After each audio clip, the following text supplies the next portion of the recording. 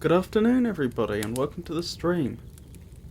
I'm Robert from El Magnifico Games and today we're going to continue with our normal Wednesday poetry, prose and riddles. So, I believe the last poem we looked at last week was To a Skylark from Percy Shelley. So as always, I will begin with a rereading of that poem before we move on to new poems we haven't seen before, which we will analyse more thoroughly. So, To a Skylark. Hail to thee, blithe spirit, bird thou never wert, that from heaven or near it pourest thy full heart in profuse strains of unpremeditated art. Higher still and higher from the earth thou springest, like a cloud of fire, the blue deep thou wingest, and singing still dost soar, and soaring ever singest. In the golden lightning of the sunken sun, o'er which clouds are brightening, thou dost float and run, like an unbodied joy whose race is just begun. The pale purple even melts around thy flight, like a star of heaven in the broad daylight. Thou art unseen, but yet I hear thy shrill delight.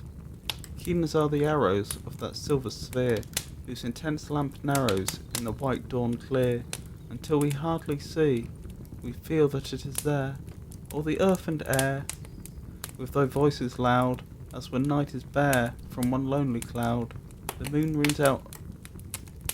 rains out her beams, and heaven is overflowed. What thou art we know not.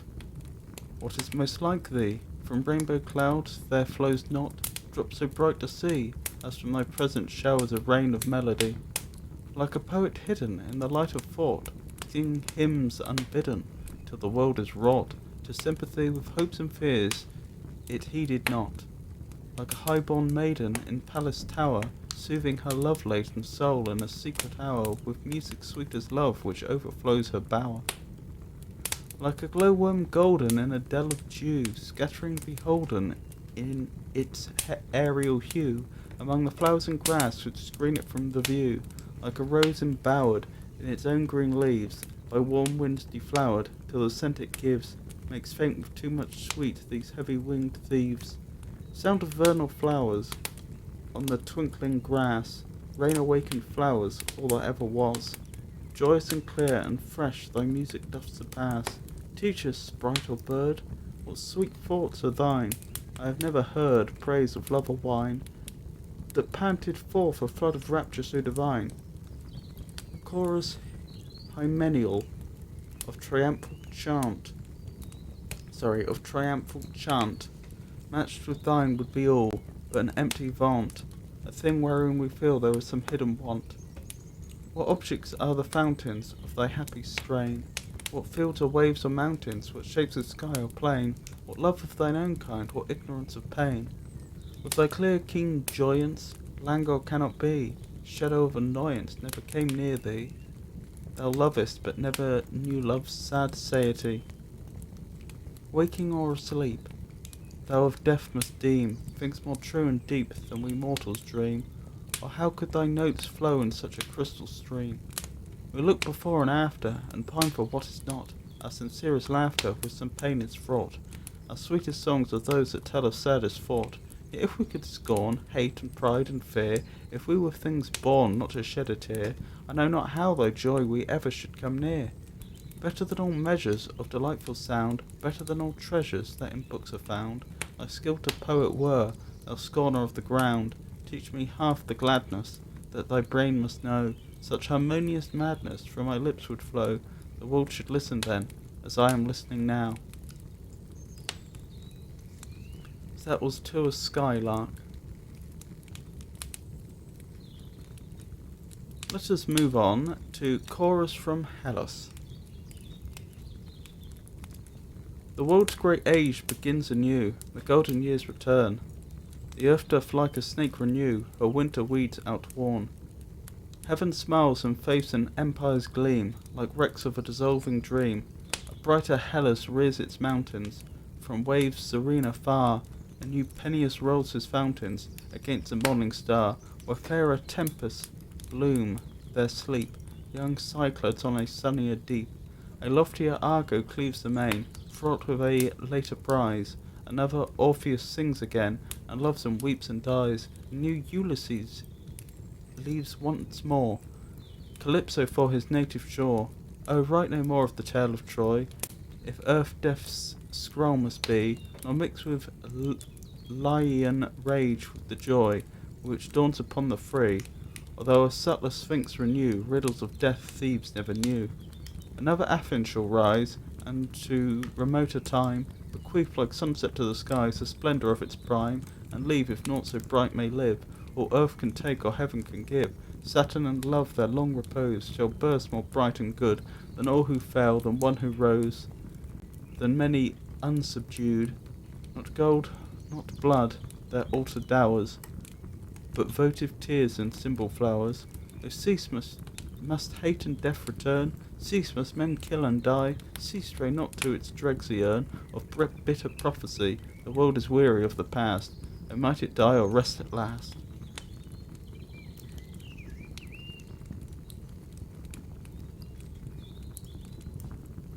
So, quite a lot to look at there. Let's begin with any words we do not recognise. If there's any words that those watching would particularly like me to look at, please leave a message in chat and I will do so. What can I spot that I would like clarified? Hellas sounds like it's a place that I should know about.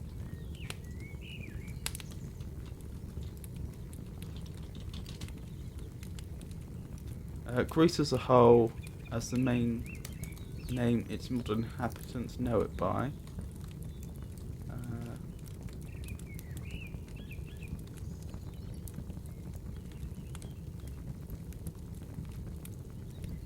An ancient Greek toponym, right. According to legend, a city in Theotis, founded by Helen.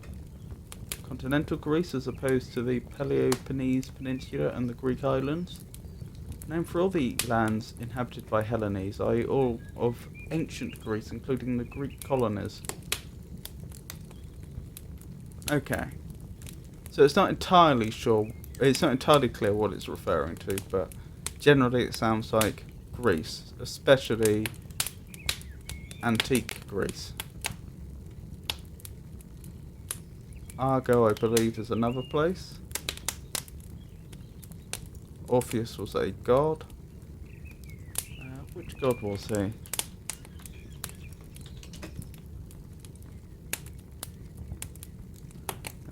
A Thracian bard, legendary musician and prophet in ancient Greek religion. He is also a renowned poet and, according to legend, travelled with Jason and the Argonauts in search for the Golden Fleece, and even descended into the underworld as Hades to recover his lost wife, Eurydice. Incidentally, all these Greek names I must almost certainly be mispronouncing.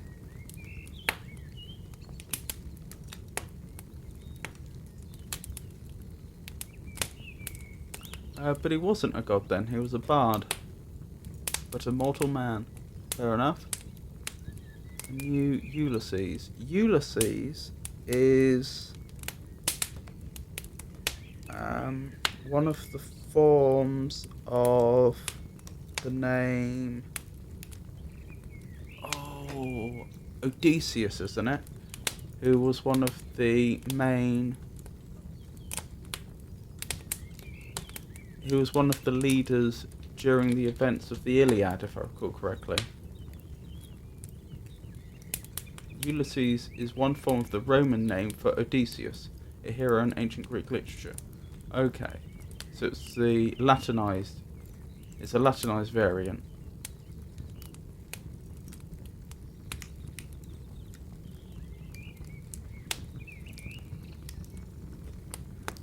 Okay. Calypso.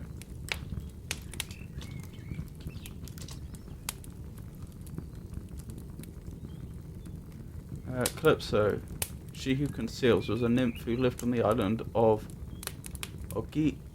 Ogygia, that must be mispronounced, where, according to Homer's Odyssey, she detained Odysseus for 7 years. She promised Odysseus immortality if he would stay with her, but Odysseus preferred to return home.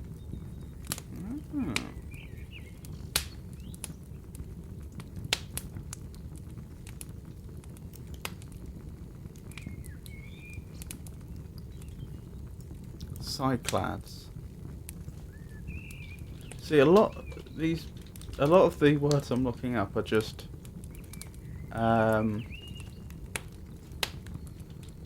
Greek proper nouns. Greek and Latin proper nouns. I'm not sure what Cyclads would be, but I assume that's people from a particular place.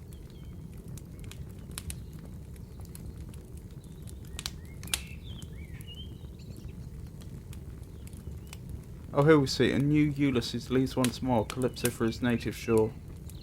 So that's a reference to the events of the Odyssey.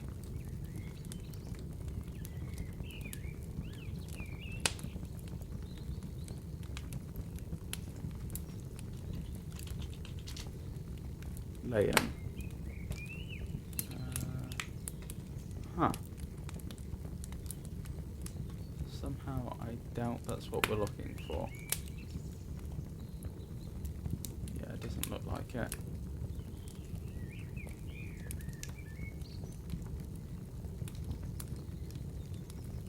But again, that's presumably an adjective for people from a particular place, or of or pertaining to a particular place, probably.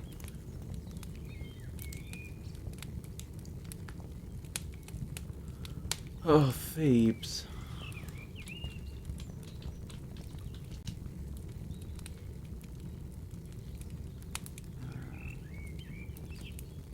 That's just a ancient city, it seems.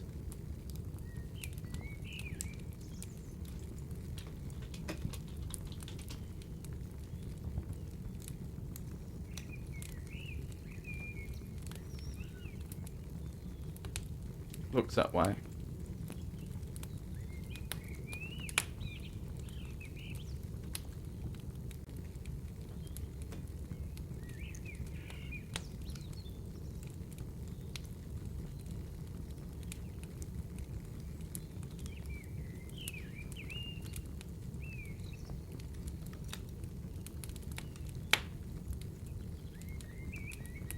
Votive.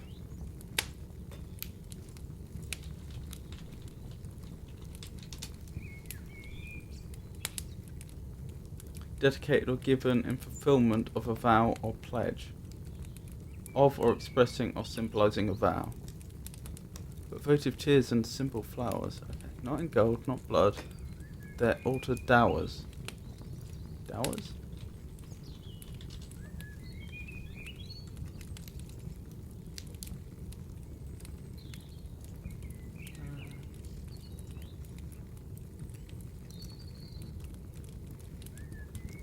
To give a dower or dowry to endow.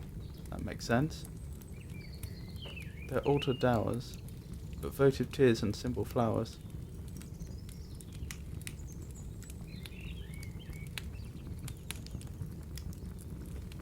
Okay, so I think that's all the words that we need to look up.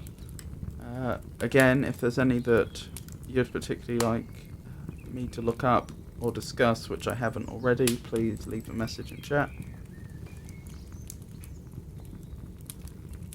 With that said, we could start looking at the meaning.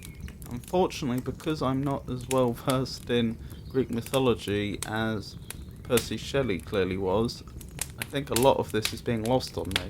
But I think essentially the poem is arguing for a new great age, taking the age of mythology in the Greek tradition as an example of a great age. He's suggesting that this will begin again, and towards the end he seems to clarify that if I'm understanding correctly, that the way the world is now is unacceptable, with men constantly being killed and dying, so much hate and so on. And so wouldn't it be better if the world either ended, died, or rested, which I think is probably a reference back to going into another great age, that being a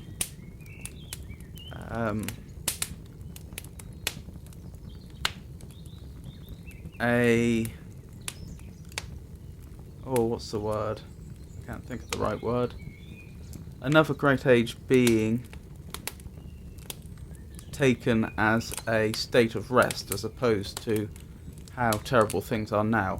Although, if I have understood this correctly, it seems slightly odd, because there was plenty of killing and hate and sadness in Greek mythology. So that doesn't fully figure. Perhaps I've misunderstood. Anyway, rhythm and rhyme. What have we got here? Well, we've got new and renew, gleam and dream, but return and outworn don't rhyme. Mountains, fountains, far star, sleep deep. Main again, prize, dies, more sure. destroy joy, be free, renew new. Okay, so it's a fairly clear ABCC rhyming scheme. What about the meter, if there is one?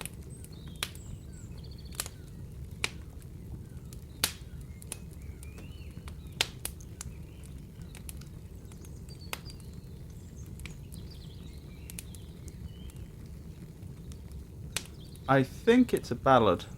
It looks like it's written in iambic pentameter.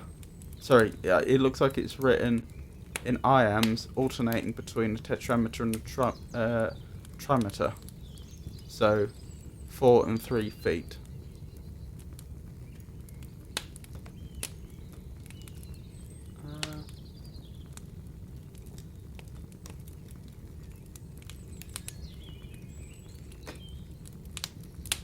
No, that doesn't figure with the last two lines, does it?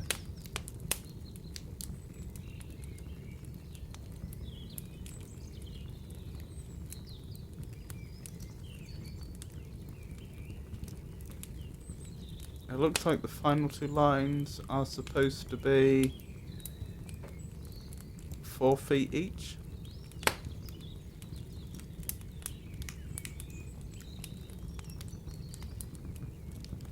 Yes.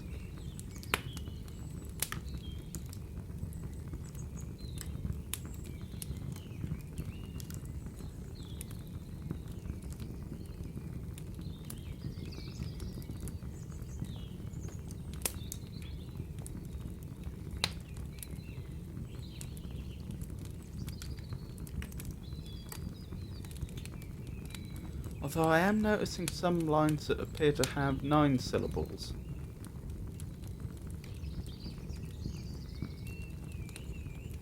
So, all earth can take, or heaven can give.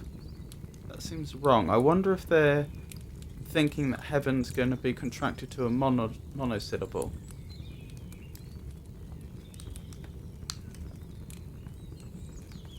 I'm not sure how that would be pronounced, but I do understand that was very common in poetry, to contract heaven. I've just never heard it spoken, that's the problem. Heaven, perhaps. Heaven. Or earth can take, or heaven can give. That would both resolve the syllable count problem and where the emphasis is falling, where the stress is. So yes, looks to me like it's all iambic, alternating between 4 and 3 feet each until the final two lines, which are 4 each in each stanza. So 4 3 4 3 4 4 with an ABCC rhyming scheme. So that's what's going on technically. So with all that covered, we've looked at words, we've discussed the rhyme and the rhythm, and we've had a brief look at the meaning, although I'm not 100% sure about it. We can move on to a final reading.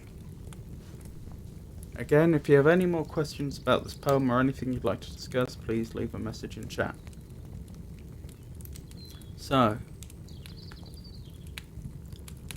the world's great age begins anew, the golden years return, the earth does like a snake renew, her winter weeds outworn. Heaven smiles and faiths and empires gleam, like wrecks of a dissolving dream. A brighter Hellas rears its mountains from waves serene afar. A new Peneus rolls his fountains against the morning star, where fairer tempests bloom their sleep, young Cyclades on a sunnier deep. A loftier Argo cleaves the main, fraught with a later prize. Another Orpheus sings again, and loves and weeps and dies. A new Ulysses leaves once more, Calypso for his native shore. I write no more the tale of Troy, if earth death's scroll must be, nor mix with Leian rage with the joy, which dawns upon the free, although a subtler sphinx renew, riddles of death Thebes never knew. Another Athens shall arise, and to remoter time, bequeath like sunset to the skies the splendour of its prime, and leave if naught so bright may live, or earth can take, or heaven can give. Saturn and love their long repose shall burst more bright and good than all who fell, than one who rose, than many unsubdued. Not gold, not blood, their altered dowers, but votive tears and symbol flowers. O cease, must hate and death return?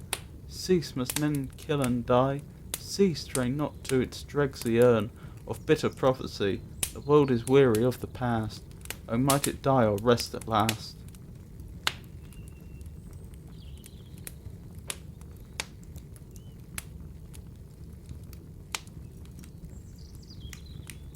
I suppose an alternate interpretation could be that the world is returning to another great age, it's cycling around, and that this is very tiresome for the world. And so perhaps the poet is arguing that either it should all come to an end, or it should rest and do something new, rather than just repeating itself. That would make more sense. Anyway. Stanzas written in dejection in Naples. I believe this would have been around the time when Percy Shelley was suffering from depression, and this was probably around the time when his daughter, I think it was, died. That's as far as I remember. I think that's right.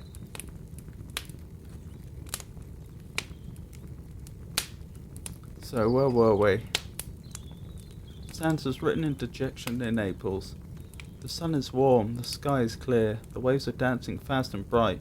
Blue isles and snowy mountains wear the purple noon's transparent might. The breath of the moist earth is light around its unexpanded buds. Like many a voice of wonder light, the winds, the birds, the ocean floods, the city's voice itself is soft like solitudes. I see the deep's untrampled floor, with green and purple seaweeds strewn. I see the waves upon the shore, like light dissolved in star showers thrown. I sit upon the sands alone, the lightning of the noontide ocean is flashing round me, and a tone arises from its measured motion. How sweet did my heart now share in my emotion! Alas, I have nor hope nor health, nor peace within, nor calm around, nor that content surpassing wealth the sage in meditation found, and walked within with glory crowned, nor fame nor power, nor love nor leisure. Others I see whom these surround, smiling they live and call life pleasure. To me that cup has been dealt in another measure. Yet now despair itself is mild, even as the winds and waters are. I could lie down like a tired child and weep away the life of care, which I have borne and yet must bear, till death like sleep might steal on me. I might feel in the warm air my cheek grow cold and hear the sea breath o'er my dying brain its last monotony. Some might lament that I were cold, as I when this sweet day is gone, which my lost heart too soon grown old insults with this untimely moan. They might lament, for I am one whom men love not and yet regret, unlike this day which when the sun shall in its stainless glory set, will linger though enjoyed like joy in memory yet.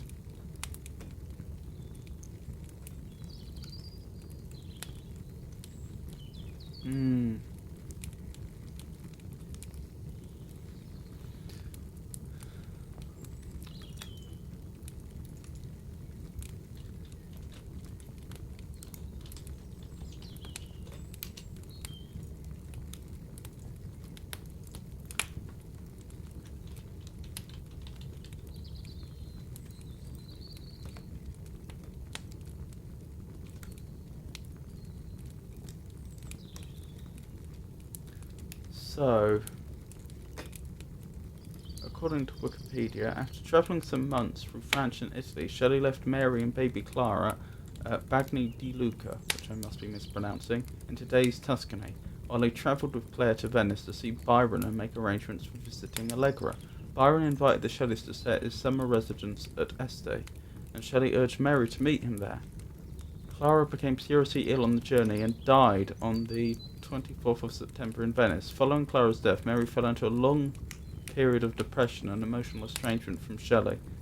The Shelleys moved to Naples on the 1st of December, where they stayed for 3 months. During this period, Shelley was ill, depressed, and almost suicidal. The state of mind reflected in his poem stands as written in dejection, December 1818, near Naples.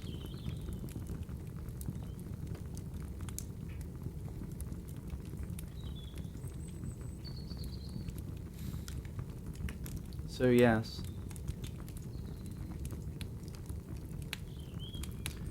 This was shortly after losing his daughter.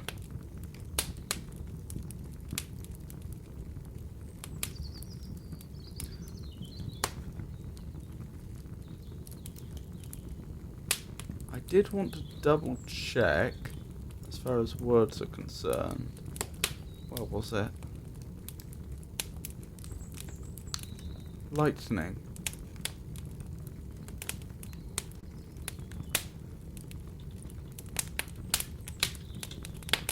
Because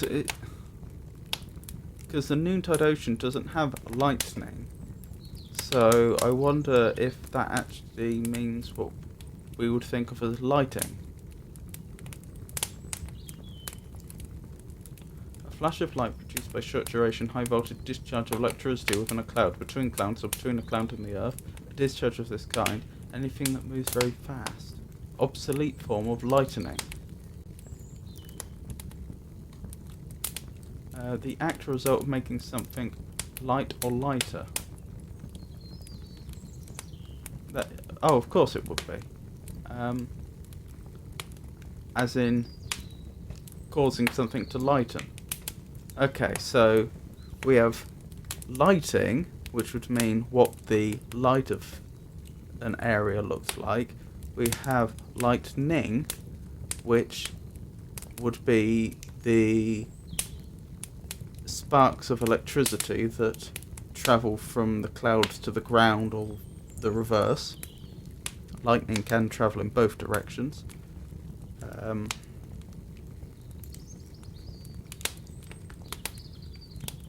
And lightening, which is the process of making something lighter, but historically they could spell it lightning. Okay, I wonder what that means for the meter. Are they pronouncing it lightning? Or are they pronouncing it lightening? We'll look at that shortly. But that does explain my confusion, because I'm pretty sure we encountered lightning in the previous poem in a similar context, and I was also confused. I suppose I should have looked it up then, but I didn't.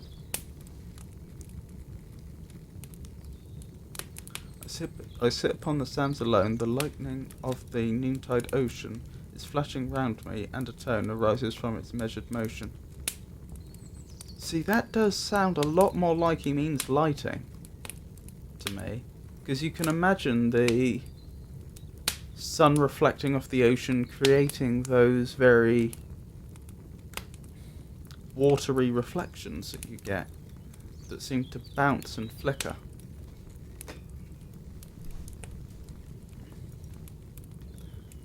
Anyway, are there any other words worth looking up? As always, if there's anything you'd like me to look up or discuss, please leave a comment in chat.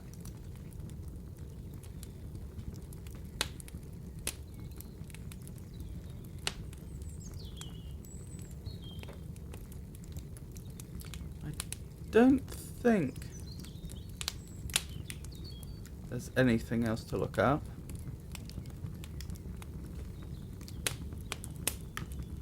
No, I may have missed something, but I think it's mostly very clear. So, let's look at rhythm and rhyme. So, clear, where, they're a visual rhyme, they don't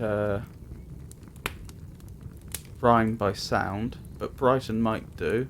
Light and delight, buds and floods, solitude, or solitudes.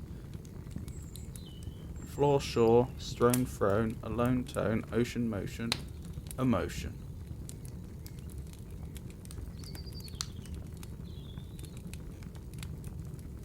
So that's interesting. The final verse rhymes with the penultimate. Health, wealth, around found, ground, surround, leisure, pleasure, measure. So, buds, floods, and solitudes.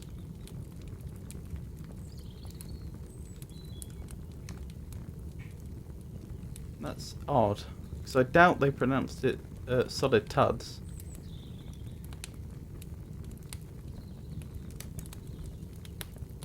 Would they have pronounced it fludes and boods? Somehow that seems more plausible, but even that I find doubtful. Mild child, care. Again, that's a sight rhyme, not a sound rhyme. Bear, air, me, see, monotony. So yeah, it looks like there's been an attempt at an A, B,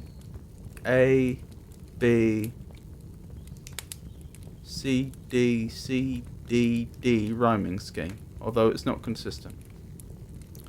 So, as for meter, if it has one.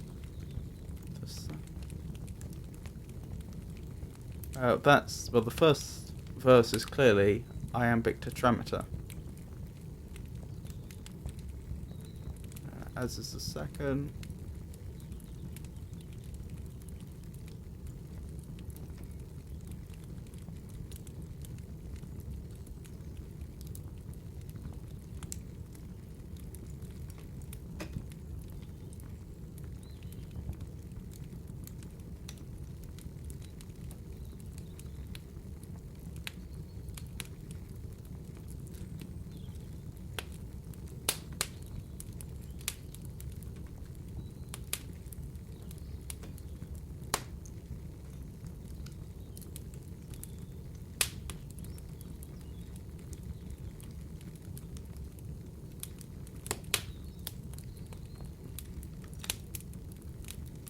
Like many a voice of one delight, that's difficult to make fit into any sensible meter. Like many, then A should be stressed, but obviously we wouldn't.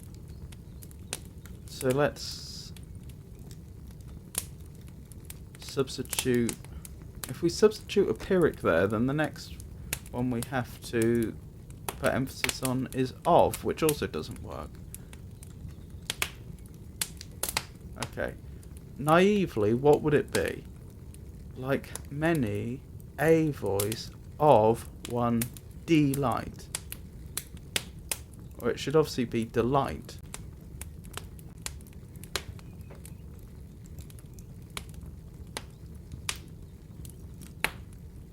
It's almost like...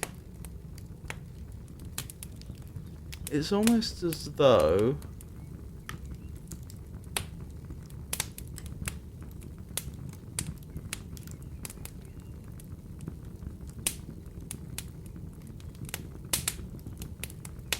It's almost as though he's added an extra syllable at the start. Like, many a voice of one delight.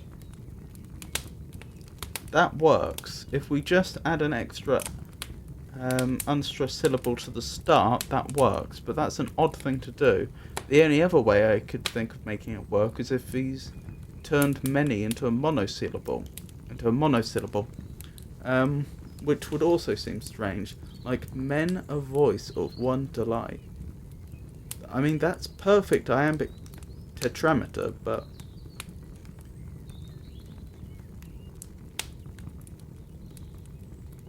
but is peculiar.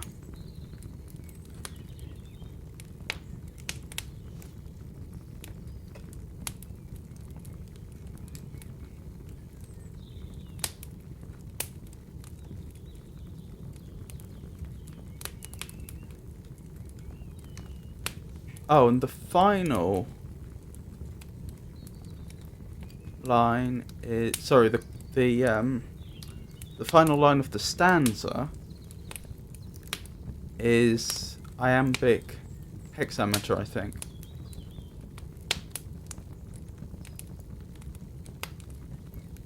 It is. The city's voice itself is soft like solitudes. 12.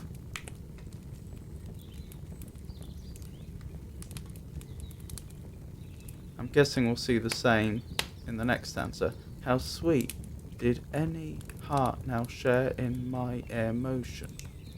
Oh, I may have miscounted. Hold on. How sweet did any heart now share in my emotion? That's 13. But that could still be iambic hexameter, just with a weak ending. Because of course it would be emotion, not emotion. It would be emotion. So yeah, I guess that's iambic hexameter with a weak ending. So yeah, this seems to figure. So in terms of rhythm, it seems to be iambic tetrameter in... what would these be called? Octaves, followed by a single verse in iambic hexameter, which concludes the stanza. Is that what you would call a set of 8 verses? Is that an octave?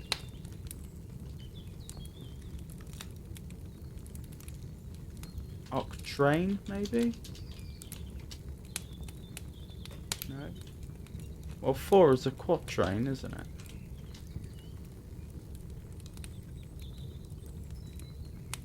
What is it? Oh. A quatrain, not a quantrain. Okay, yeah, I misspelled that. Quatrain. Oh, it's an octave. That makes sense. I didn't realise that, but that does make sense.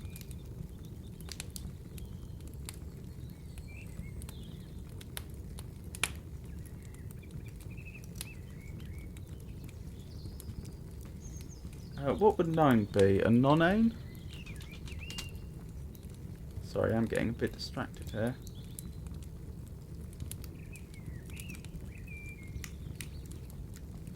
I don't know.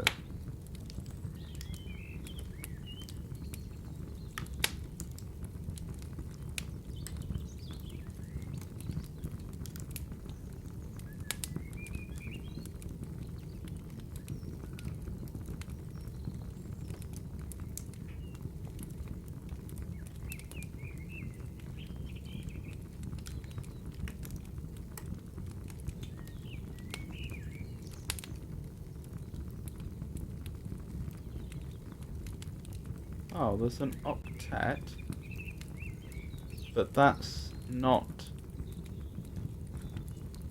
But we use octave in the context of poetry. And a nonet exists,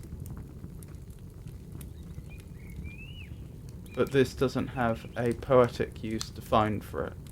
Okay, so it might be a nonet. Anyway.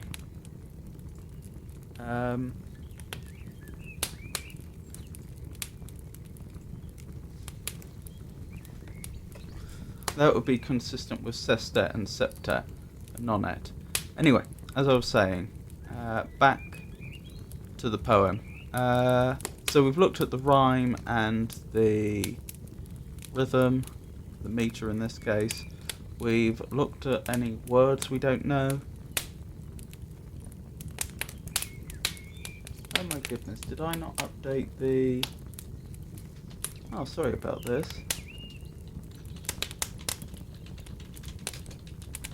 It seems I forgot to update the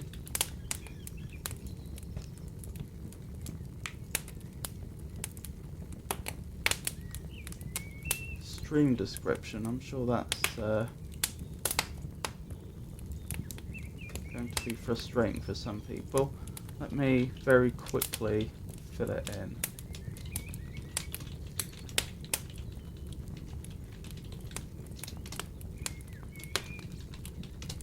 That'll do. So that's on me. Oops. Where was I? So the only thing left to do is discuss the meaning. I'll read it once more. The sun is warm, the sky is clear, the waves are dancing fast and bright. Blue isles and snowy mountains wear the purple noon's transparent might. The breath of the moist earth is light, around its unexpanded buds, like many a voice of wonder light.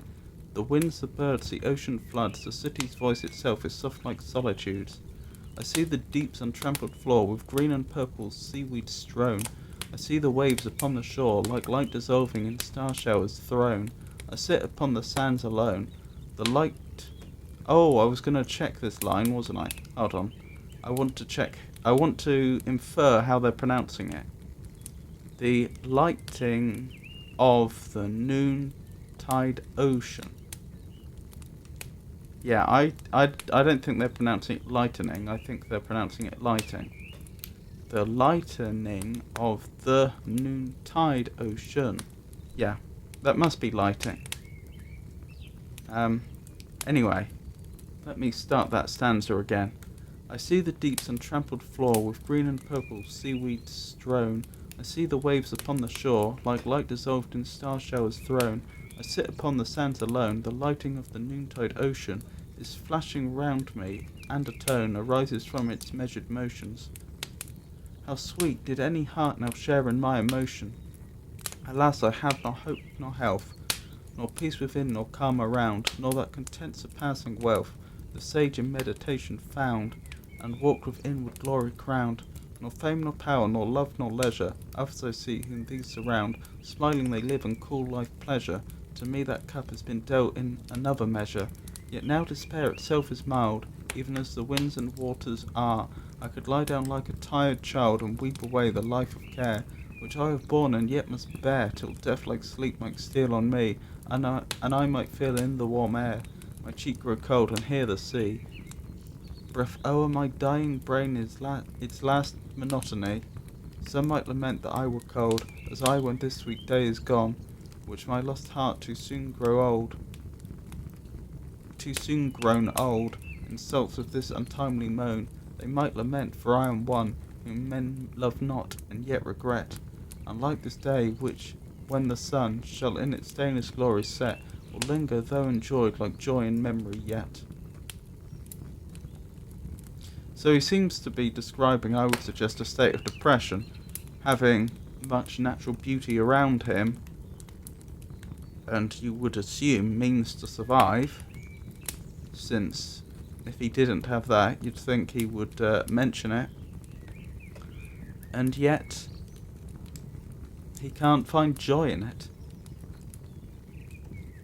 As he describes at the very end, it's the joy of the moment seems more like a memory one's looking back on.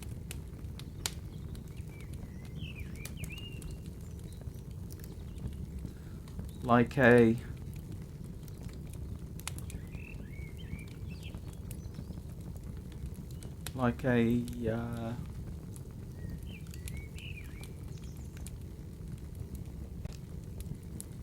like mock joy, like an impression of joy as opposed to joy itself. So that's all of the things we usually look at covered. The meaning of the words to the meaning of the poem, and its rhythmic and rhyming structure. So I'll move on to the final reading of this particular poem.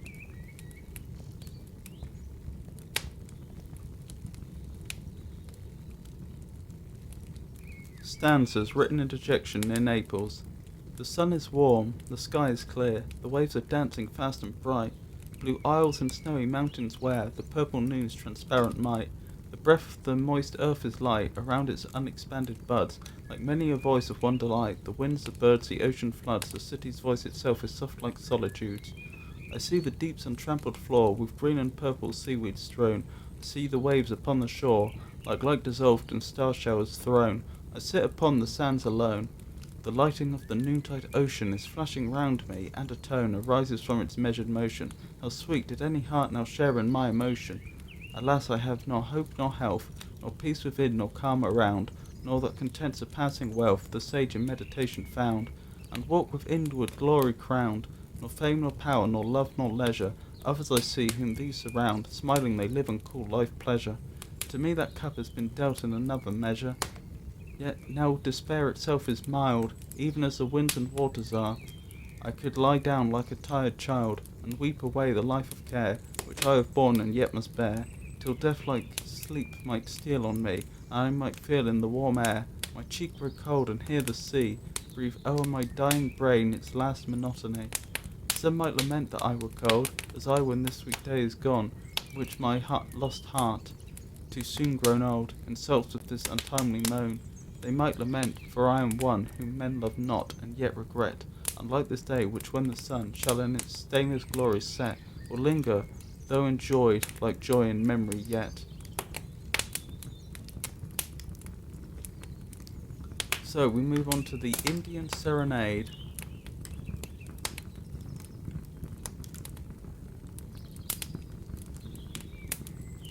I arise from the dreams of thee, in the first sweet sleep of night, when the winds are breathing low, and the stars are shining bright.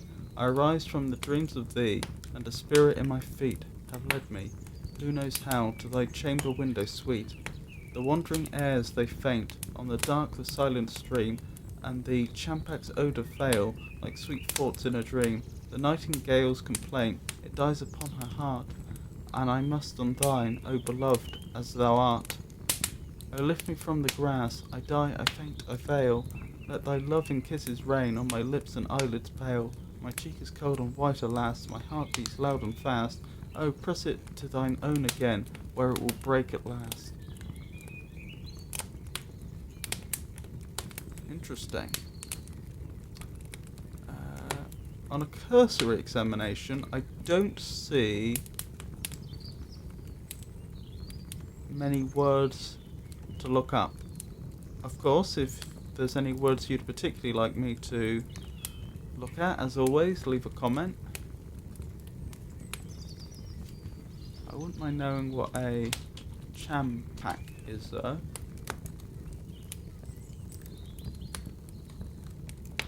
A type of Asian tree with fragrant blossoms. Oh, sorry, I didn't share that.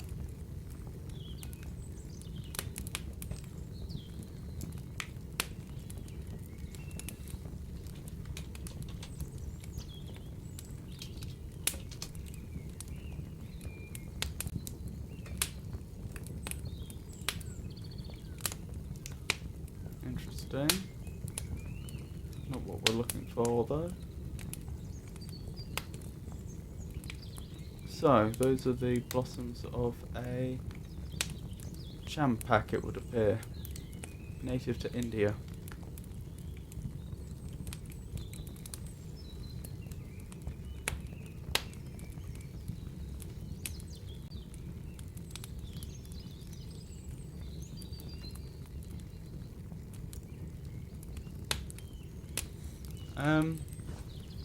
Right. Rhythmic and rhyming structures. Night and bright. Feet and sweet. Stream and dream. Heart and art. Fail and pale. But not... Oh, and fast and last. So it's an A, B,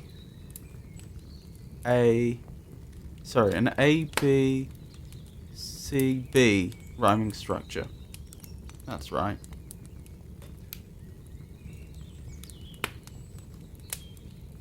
A, B, C, B.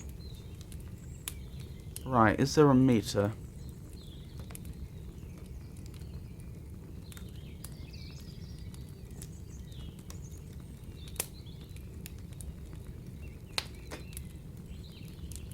That's odd.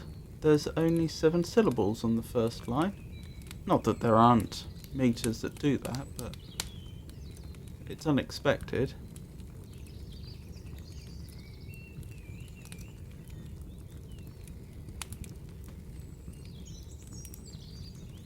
I think This might be trochaic. I think it might be trochaic tetrameter with the final syllable docked.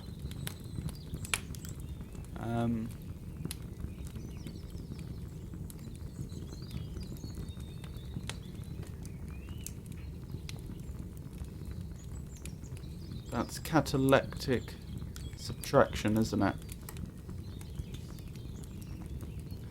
I arise from dreams of thee in the first sweet sleep of night, when the winds are breathing low and the stars are shining bright. I arise from dreams of thee, and a spirit in my feet have led me, who knows how, hath led me, who knows how. That's interesting. That's only 6 syllables, and it's if he's substituted a weak syllable for just a pause. A caesura. To thy chamber window sweet. Yeah, it does seem to fit a trochaic tetrameter with catalectic subtraction, doesn't it? The wandering airs. Wait. The wandering airs they faint.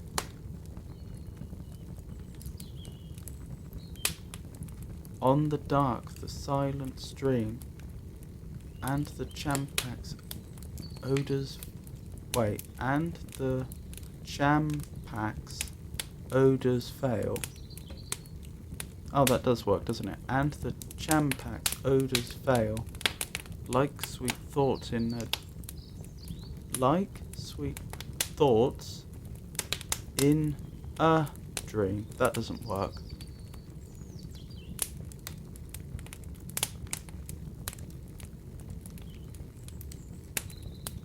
Like sweet thoughts in a dream. That only works again if you remove a unstressed syllable in the middle of it. I mean, that could sort of be forgiven in have led me, who knows how, because of the caesura.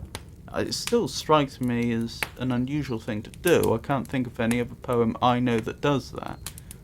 But there was that caesura which kind of took the place of a syllable. But in the case of like sweet thoughts in a dream, you don't even have that. The nightingale's complaint. That doesn't work. It dies. Hold on. Yeah, that... You wouldn't say it dies. It'd be it dies upon her heart.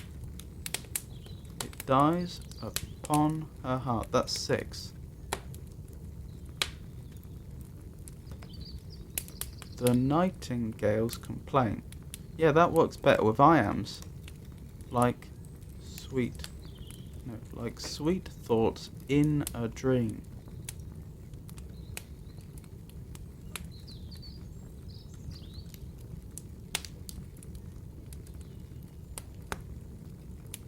Well, I suppose you could say that the inner has a Pyrrhic substitution, so like sweet thoughts in a dream. Although I must say that doesn't sound very iambic to me, and I'm not sure why you would have suddenly swapped from trochees to iams.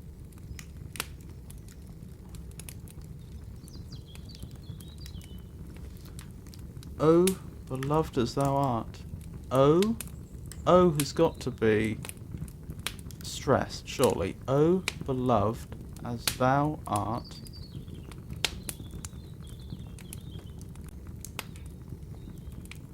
Oh, beloved as thou art. So now, again, this seems trochaic, but we've stopped on the 6th syllable.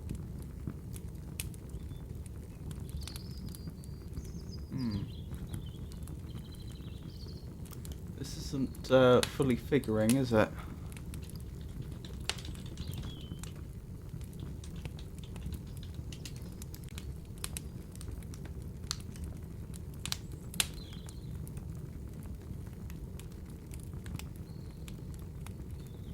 And it doesn't look like Wikipedia has an article on this particular poem, so I'm a bit out of luck.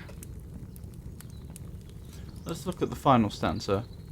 Oh, lift me from the grass. That doesn't work. What if it was iambic? Oh, lift me from the grass.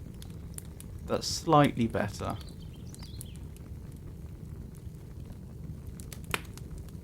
Hold on.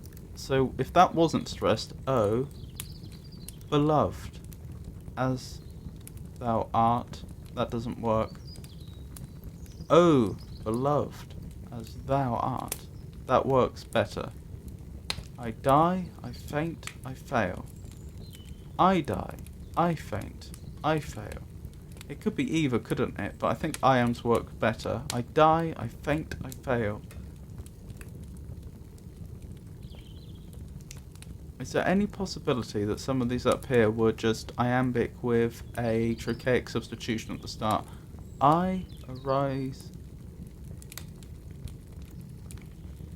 from. No, it must be trochaic, surely. I arise from dreams of thee. That's got to be trochaic, surely. On my lips and eyelids pale. Again, that sounds like trochaic to me. My cheek is cold and white, alas. Whereas this seems iambic. Okay.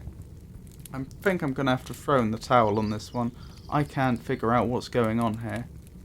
There's a tendency between 6 and 7 syllables per line, but it seems all over the place in terms of iams and trochaics.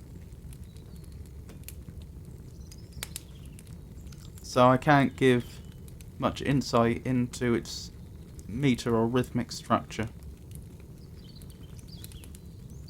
As for the meaning of the poem, it seems to describe someone passing on whilst in the presence of, and quite possibly in the arms of, their beau.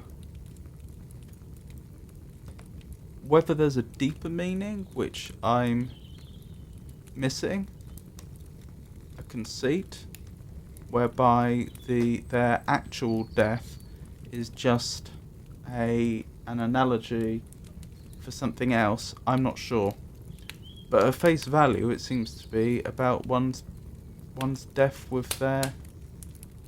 in the presence of their lover, it would seem. So I'll move on to the final reading. I arise from dreams of thee in the first sweet sleep of night, when the winds are breathing low and the stars are shining bright. I arise from dreams of thee, and a spirit in my feet have led me, who knows how, to thy chamber window sweet.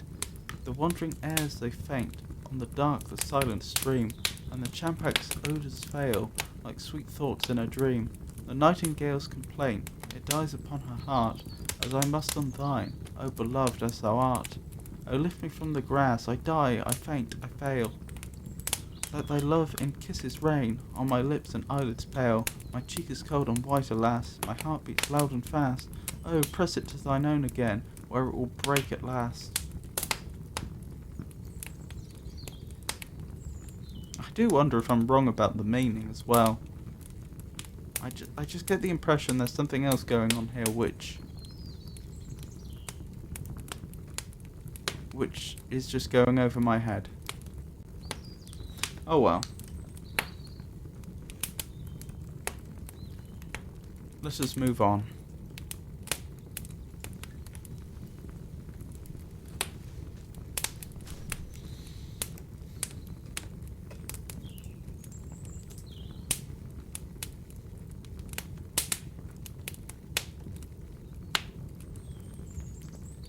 So last week in Frankenstein we started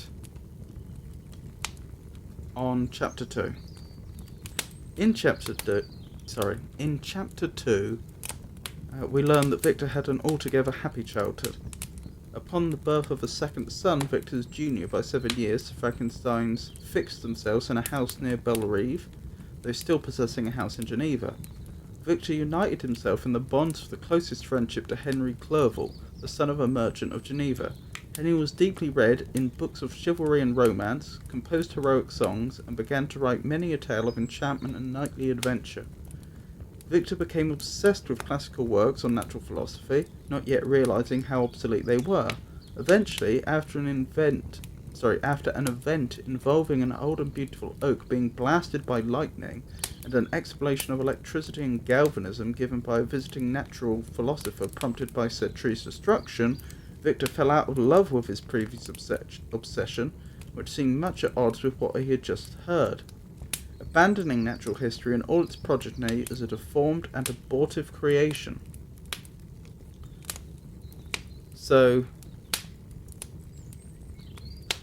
more succinctly, he went through a period of being very heavily obsessed with, I think it was Roman texts on natural philosophy, and then he, after a longish period, it would seem, probably some years, of studying these texts very thoroughly, he fell out of love with it. In chapter 3, we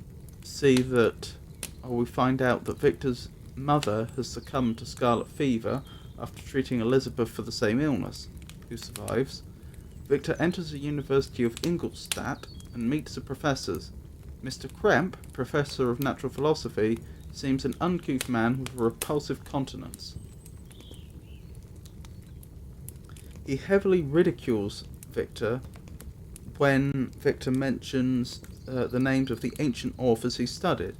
Mr. Waldman, professor of chemistry, seemed altogether different, with an aspect expressive of the greatest benevolence.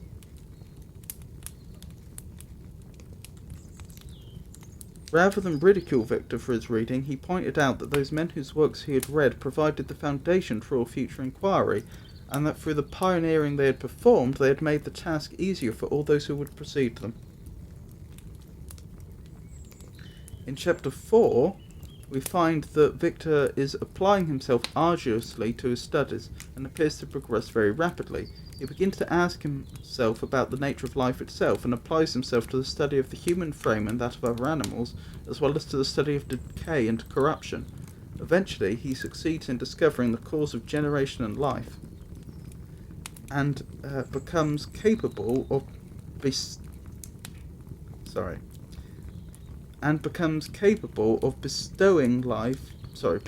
animation upon lifeless matter. Months pass, with Victor absconding from normal human experience, instead spending his hours in his laboratory constructing a suitable frame to animate out of body parts he can procure. This frame is to be of a gigantic proportion to make the construction easier.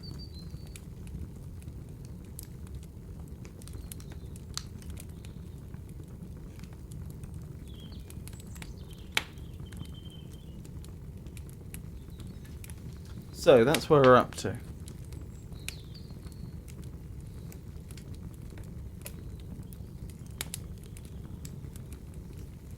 So, chapter 5. It was on a dreary night of November that I beheld the accomplishment of my toils. With an anxiety that almost amounted to agony, I collected the instruments of life around me, that I might infuse a spark of being into the lifeless thing that lay at my feet. It was already 1 in the morning. The rain pattered dismally against the panes, and my candle was nearly burnt out, when, by the glimmer of the half-extinguished light, I saw the dull yellow eye of the creature open. It breathed hard, and a convulsive motion agitated its limbs. How can I describe by emotions at this catastrophe, or how delineate the wretch whom with such infinite pains and care I had endeavoured to form? His limbs were in proportion, and I had selected its features as beautiful. Beautiful, great God! His yellow skin scarcely covered the work of muscles and arteries beneath. His hair was of a lustrous black and flowing, his teeth of a pearly whiteness, but these luxuriances only formed a more horrid contrast with his watery eyes that seemed almost of the same colour as the dun white sockets in which they were set, his shrivelled complexion and straight black lips. The different accidents of life are not so changeable as the feelings of human nature. I had worked hard for nearly 2 years for the sole purpose of infusing life into an inanimate body. This I deprived myself of sleep and of rest and health. I had desired it with an ardour that had far exceeded moderation, but now that I had finished, the beauty of the dream vanished, and breathless horror and disgust filled my heart. Unable to endure the aspect of the being I had created, I rushed out of the room and continued a long time traversing my bedchamber, unable to compose my mind to sleep. At length, lassitude succeeded to the tumult I had before endured, and I threw myself on the bed in my clothes, endeavouring to seek a few moments of forgetfulness. It was in vain. I slept, indeed, but I was disturbed by the wildest dreams. I thought I saw Elizabeth in the bloom of health, walking in the streets of Ingolstadt. Delighted and surprised, I embraced her, but as I imprinted the first kiss on her lips, they became livid with the hue of death. Her features appeared to change, and I thought that I had held the corpse of my dead mother in my arms. A shroud enveloped her form, and I saw the grave worms crawling in the folds of the flannel. I started from my sleep with horror. A cold dew covered my forehead, my teeth chattered, and every limb became convulsed, when by the dim and yellow light of the moon, as it forced its way through the window shutters, I beheld the wretch, the miserable monster whom I had created. He held up the curtain of the bed, and his eyes, if eyes they may be called, were fixed on me. His jaws opened, and he muttered some inarticulate sounds, while a grin wrinkled his cheeks. He might have forgotten, but I did not hear. One hand was stretched out, seemingly to detain me, but I escaped and rushed downstairs. I took refuge in the courtyard belonging to the house which I inhabited, where I remained during the rest of the night, walking up and down in the greatest agitation, listening attentively, catching and fearing each sound as if it were to announce the approach of the demoniacal corpse to which I had so miserably given life. Oh, no mortal could support the horror of that countenance. A mummy again endued. The animation could not be so hideous as that wretch. I had gazed on him while unfinished. He was ugly then, but when those muscles and joints were rendered capable of motion, it became a thing such as even Dante could not have conceived. I passed the night wretchedly. Sometimes my pulse beat so quickly and hardly that I felt the palpitation of every artery. At others, I nearly sank to the ground through languor and extreme weakness. Mingled with this horror, I felt the bitterness of disappointment. Dreams that had been my food and pleasant rest for so long a space were now become a hell to me, and the change was so rapid, the overthrow so complete. Morning, dismal and wet, at length dawned, and discovered to my sleepless and aching eyes the church of Ingolstadt, its white steeple and clock, which indicated the 6th hour. The porter opened the gates of the court, which had that night been my asylum, and I issued into the streets, pacing them with quick steps, as if I sought to avoid the wretch whom I feared every turning of the street would present to my view. I did not dare return to the apartment which I inhabited, but felt impelled to hurry on, although drenched by the rain which poured from a black and comfortless sky. I continued walking in this manner for some time, endeavouring by bodily exercise to ease the load that weighed upon my mind. I traversed the streets without any clear conception of where I was or what I was doing.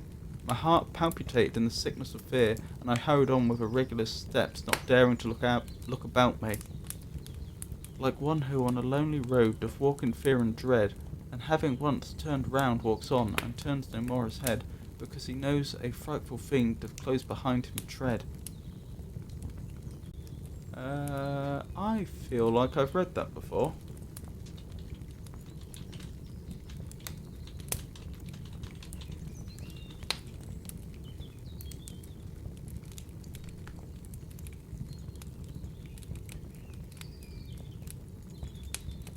Just a second.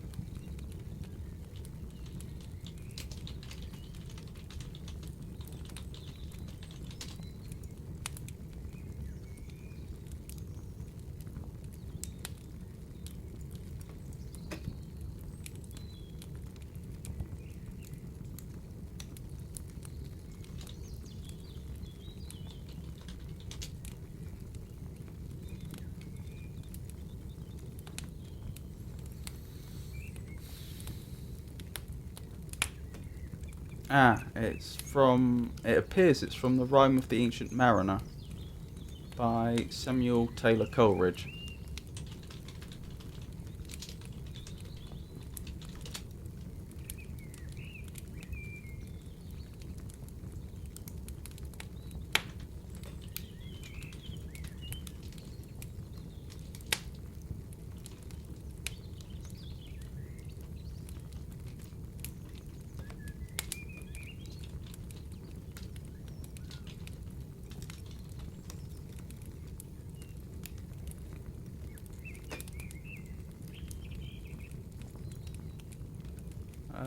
Part 6, it would appear.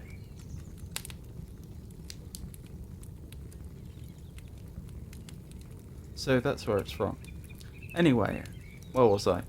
Continuing thus, I came at length opposite to the inn at which the various diligences and carriages usually stopped. Here I paused, I knew not why, but I remained some minutes with my eyes fixed on a coach that was coming towards me from the other end of the street.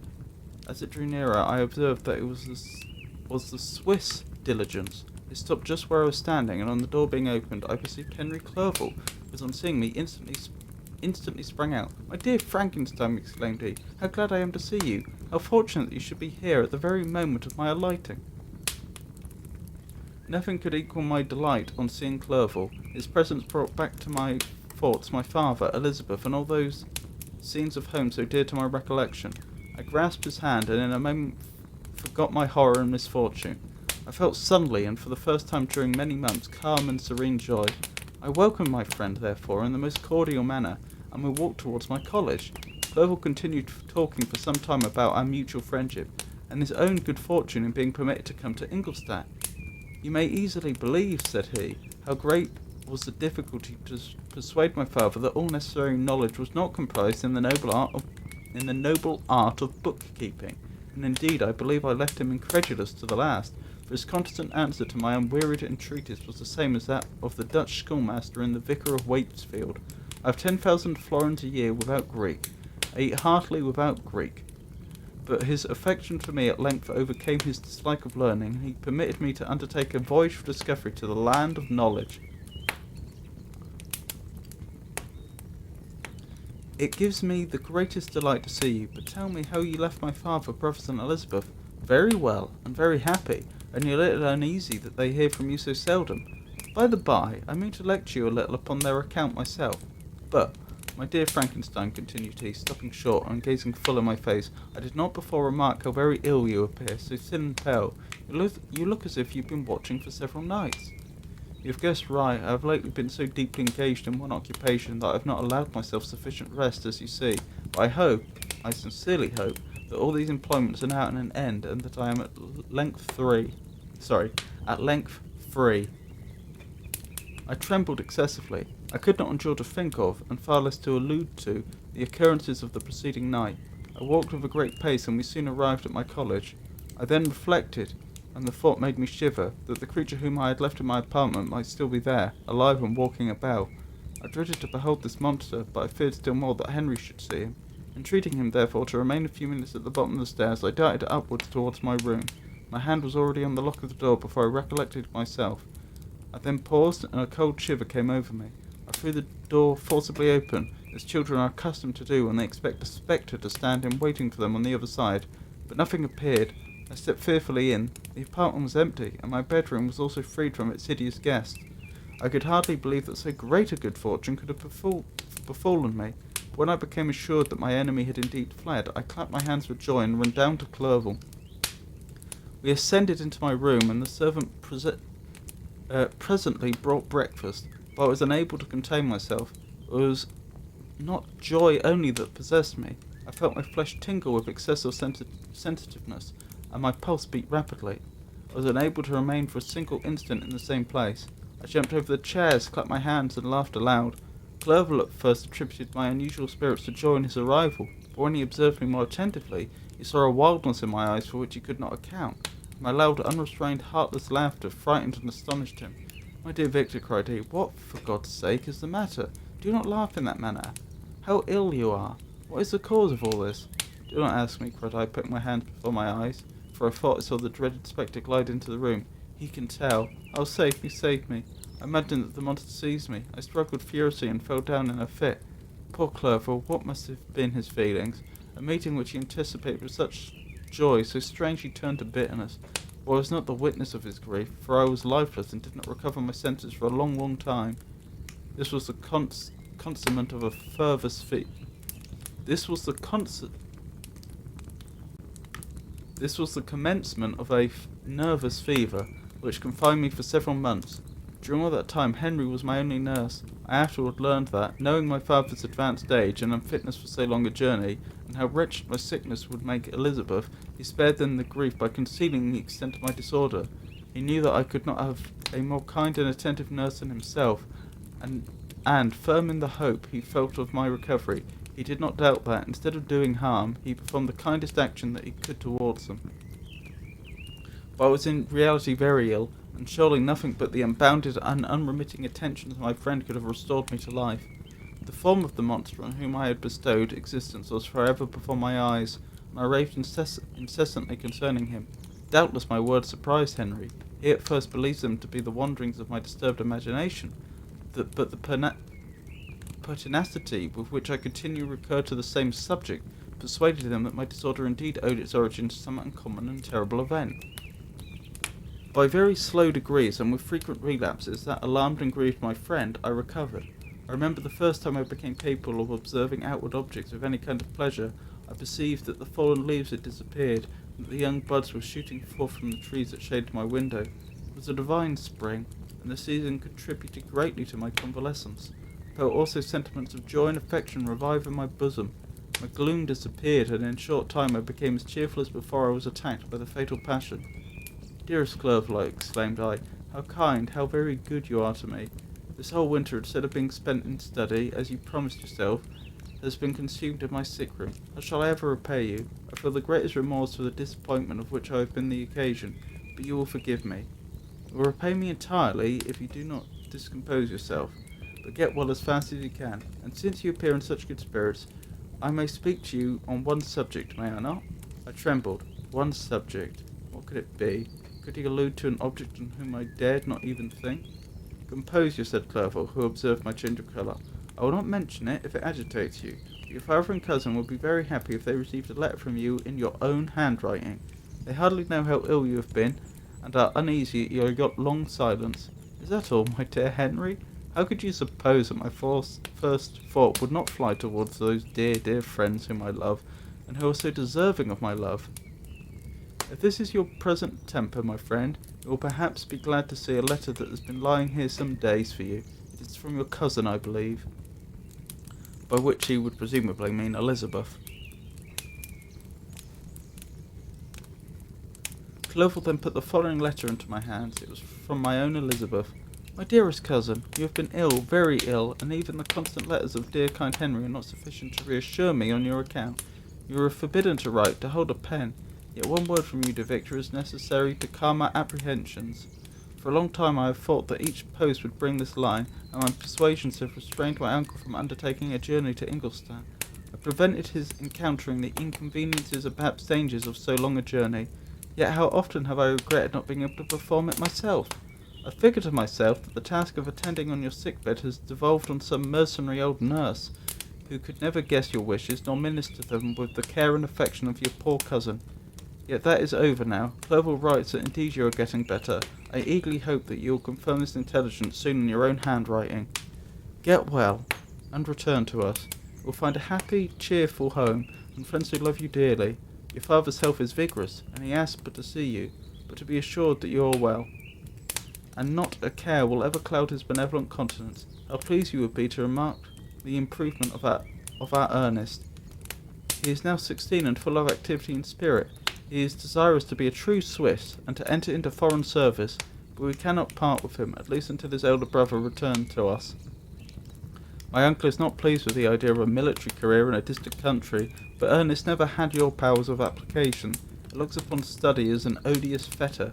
His time is spent in the open air, climbing the hills or rowing on the lake.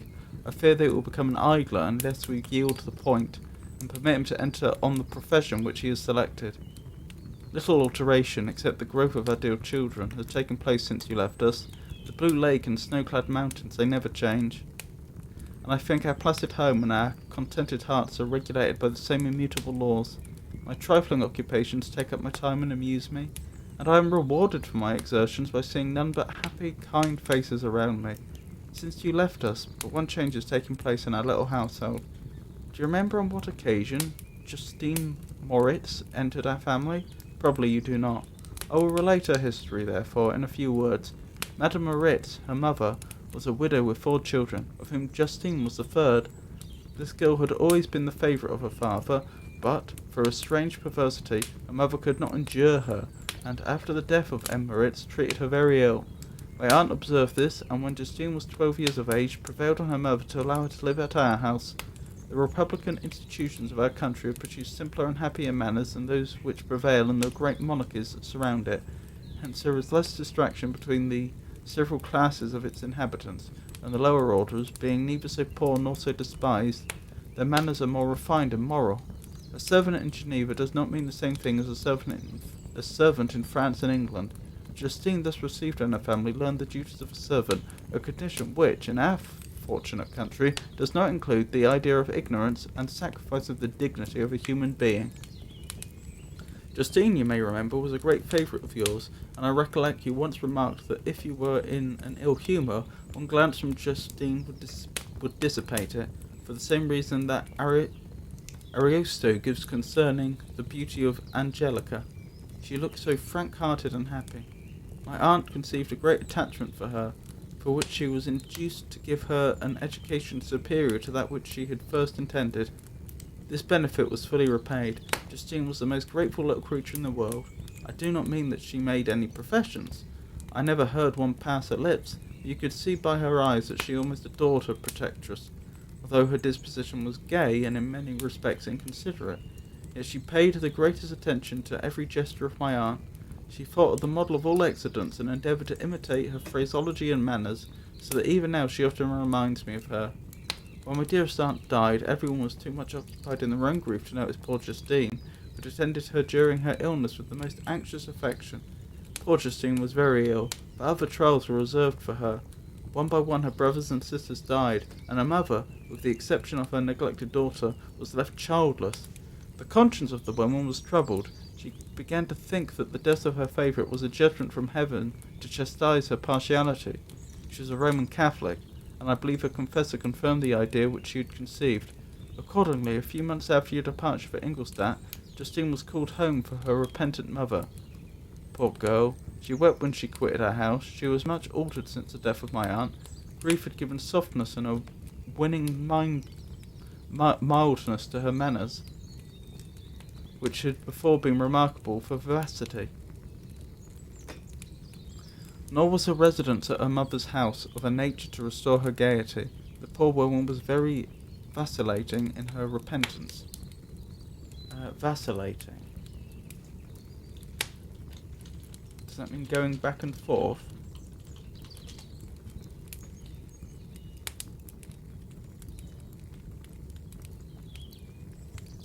To sway unsteadily from one side to the other, oscillate. To swing indecisively from one course or action or opinion to another. So yes.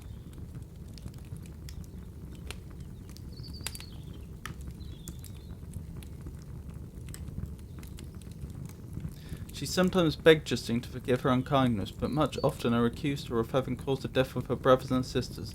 Perpetual fretting at length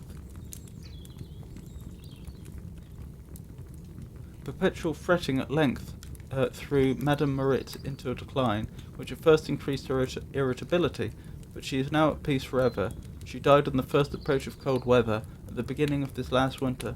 Justine has returned to us, and I assure you I love her tenderly. She is very clever and gentle, and extremely pretty. As I mentioned before, her mien and her expressions continually remind me of my dear aunt. I must say also a few words to you, my dear cousin, of little darling William. I wish you could see him. He is very tall of his age, with sweet laughing blue eyes, dark eyelashes and curling hair. When he smiles, 2 little dimples appear on each cheek, which are rosy with health. He has already had 1 or 2 little wives, but Louisa Biron is his favourite, a pretty little girl of 5 years of age. Now, dear Victor, I dare say you wish to be indulged in a little gossip concerning the good people of Geneva. The pretty Miss Mansfield has already received the congratulatory visits on her approaching marriage with a young Englishman, John Melbourne, Esquire. Her ugly sister, Manon, married M. Dovillard, the rich banker, last autumn. Your favourite schoolfellow, Louis Manoir, has suffered several misfortunes since the departure of Clerval from Geneva. He has already recovered his spirits and is reported to be on the point of marrying a very lively, pretty French woman, Madame Tavernier. She is a widow and much older than Manoir, but she is very much admired and a favourite with everybody. I've written myself into better spirits, dear cousin, but my anxiety returns upon me as I conclude. Right, dearest Victor, one line, one word will be a blessing to us. 10,000 thanks to Henry for his kindness, his affection, and his many letters. We are sincerely grateful. Adieu, my cousin, take care of yourself, and I entreat you, write. Dear, dear Elizabeth, I exclaimed when I had read her letter. I'll write instantly and relieve them from the anxiety they must feel. I wrote, and this exertion greatly fatigued me, but my convalescence had commenced and proceeded regularly. In another fortnight I was able to leave my chamber.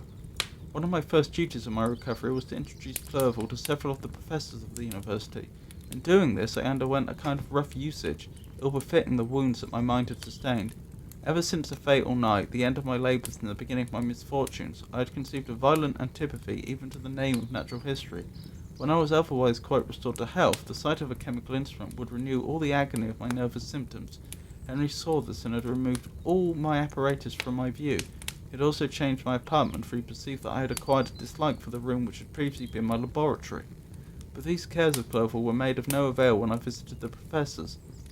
M. Waldman inflicted torture when he praised with kindness and warmth the astonishing progress I had made in the sciences. He soon perceived that I disliked the subject, but not guessing the real cause, he attributed my feelings to modesty, and changed the subject from my improvement to the science itself, with a desire, as I evidently saw, of drawing me out. What could I do? He meant to please, and he tormented me. I felt as if he had placed carefully, one by one, in my view, those instruments which were to be afterwards used in putting me to a slow and cruel death. I writhed under his words, yet dared not exhibit the pain I felt. Clerval, whose eyes and feelings were always quick in discerning the sensations of others, declined the subject, alleging in excuse his total ignorance, and the conversation took a more general turn. I thanked my friend from my heart, but I did not speak. I saw plainly that he was surprised, but he never attempted to draw my secret from me, and although I loved him with a mixture of affection and reverence that knew no bounds, yet I could never persuade myself to confide to him that event which was so often present to my recollection, but which I feared the detail to another would only impress more deeply. M. Cramp. I'm starting to wonder if M. is a even more abbreviated form of Mr. M. Cramp was not equally docile, and in my conditions at that time of almost insupportable sensitiveness, his harsh, blunt encomiums gave me even more pain than the benevolent approbation of M. Waldman. Darn the fellow, cried he. Why, M. Clerval, that must be Mr. surely. Why, Mr. Clerval, I assure you he has outstripped us all. Aye, stare if you please, but it is nevertheless true. A youngster who, but a few years ago, believed in Cornelius Agrippa as firmly as in the Gospel, has now set himself at the head of the university, and if he is not soon pulled down, he shall all be out of countenance. Aye, aye, continued he, observing my face expressive of suffering. Mr. Frankenstein is modest, an excellent quality in a young man. Young men should be diffident of themselves, you know, Mr. Clerval. I was myself when young, but that wears out in a very short time. Mr. Cramp had now commenced an eulogy on himself, which happily turned the conversation from a subject that was so annoying to me. Clerval had never sympathized in my taste for natural science, and his literary pursuits differed wholly from those which had occupied me. He came to the university with the design of making himself complete master of the Oriental languages, as thus he should open a field for the plan of life he had marked out for himself. Resolved to pursue no inglorious career, he turned eyes towards the east, as affording scope for his spirits of enterprise. The Persian, Arabic, and Sanskrit languages engaged his attention, and was easily induced to enter on the same studies.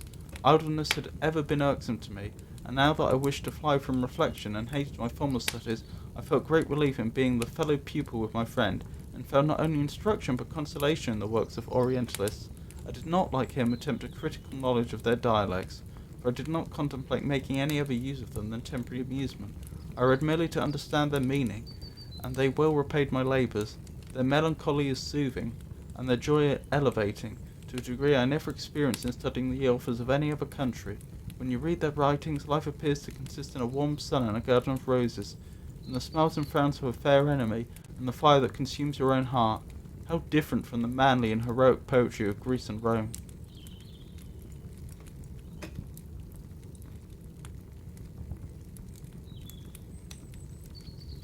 Summer passed away in these occupations, and my return to Geneva was fixed for the later end of autumn, but being delayed for several accidents, winter and snow arrived, the roads were deemed impassable, and my journey was retarded until the ensuing spring.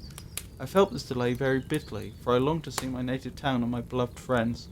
My return had only been delayed so long from an unwillingness to leave Clerval in a strange place before I had become acquainted with any of its inhabitants. The winter, however, was spent cheerfully, and although the spring was uncommonly late, when it came its beauty compensated for its dilatoriousness. The month of May had already commenced, and I expected the letter daily, which was to fix the date of my departure, when Henry proposed a pedestrian tour in the environs of Ingolstadt, that I might bid a personal farewell to the country I had so long inhabited. I acceded with pleasure to this proposition. I was fond of exercise, and Clerval had always been my favourite companion in the ramblings of this nature that I had taken among the scenes of my native country. We passed a fortnight in these perambulations. My health and spirits had long been restored, and I gained additional strength from the salubrious air I breathed, the natural incidents of our progress, and the conversation of my friend. What's salubrious?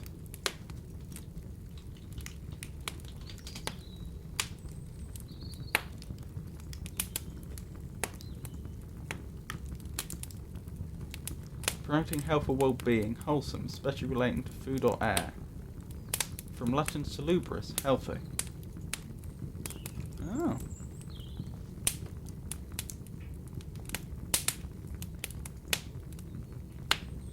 Study had before secluded me from the intercourse of my fellow creatures and rendered me unsocial.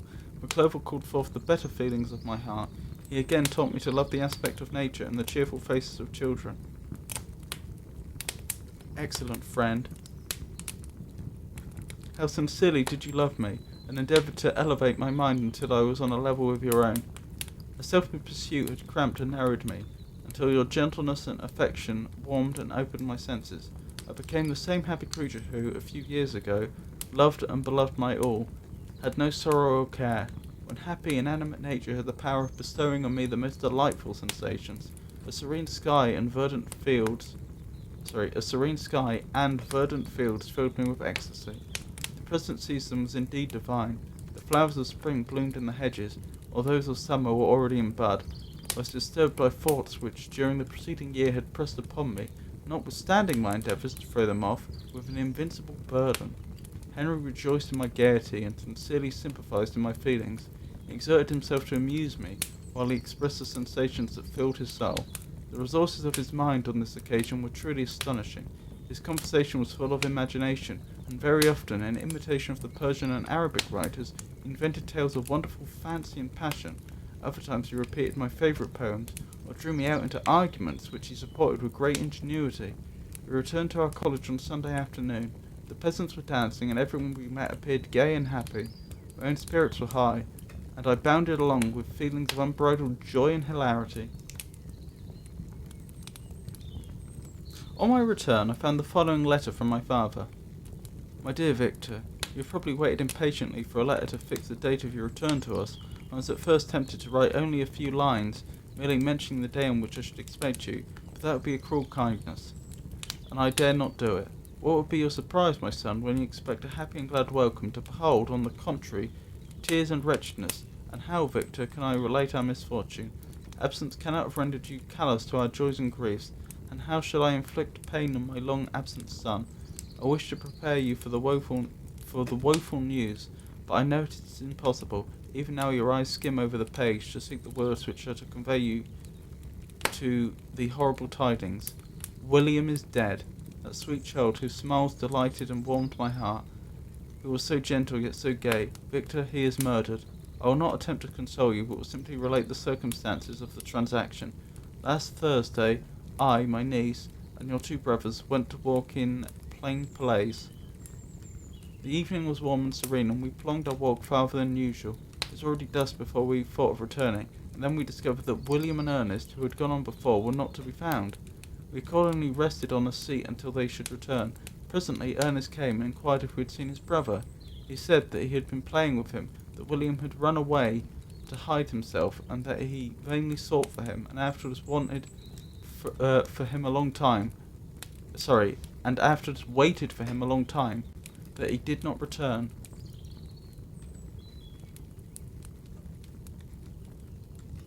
This account rather alarmed us, and we continued to search for him until nightfall, when Elizabeth conjectured that he might have returned to the house. He was not there. We returned again with torches, for I could not rest, when I thought that my sweet boy had lost himself, and was exposed to all the damps and dews of night. Elizabeth also suffered extreme anguish. About 5 in the morning I discovered my lovely boy, whose night before I had seen blooming and active in health, stretched out on the grass, livid and motionless. The print of the murderer's fingers was on his neck. He was conveyed home, and the anguish was visible in my countenance betrayed the secret to Elizabeth. She was very earnest to see the corpse. At first I attempted to prevent her, but she persisted, and entering the room where it lay, hastily examined the neck of the victim. Clasping her hands, exclaimed, "Oh God, I have murdered my poor darling child." She fainted, and was restored with extreme difficulty. When she again lived, it was only to weep and sigh. She told me that the same evening William had teased her to let him wear a very valuable miniature that she possessed of your mother. The picture is gone, and was doubtless the temptation which urged the murderer to the deed. We have no trace of him at present, although our exertions to discover him are unremitted. But they will not restore my beloved William.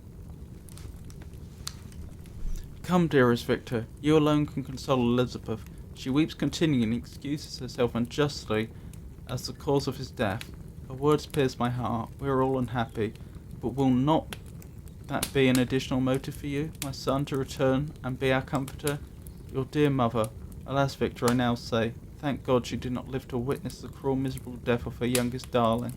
Come, Victor, not brooding thoughts of vengeance against the assassin, but with feelings of peace and gentleness that will heal, instead of festering the wounds of our minds. Enter the house of mourning, my friend, with kindness and affection for those who love you, and not with hatred for your enemies. Your affectionate and afflicted father, Alphonse Frankenstein.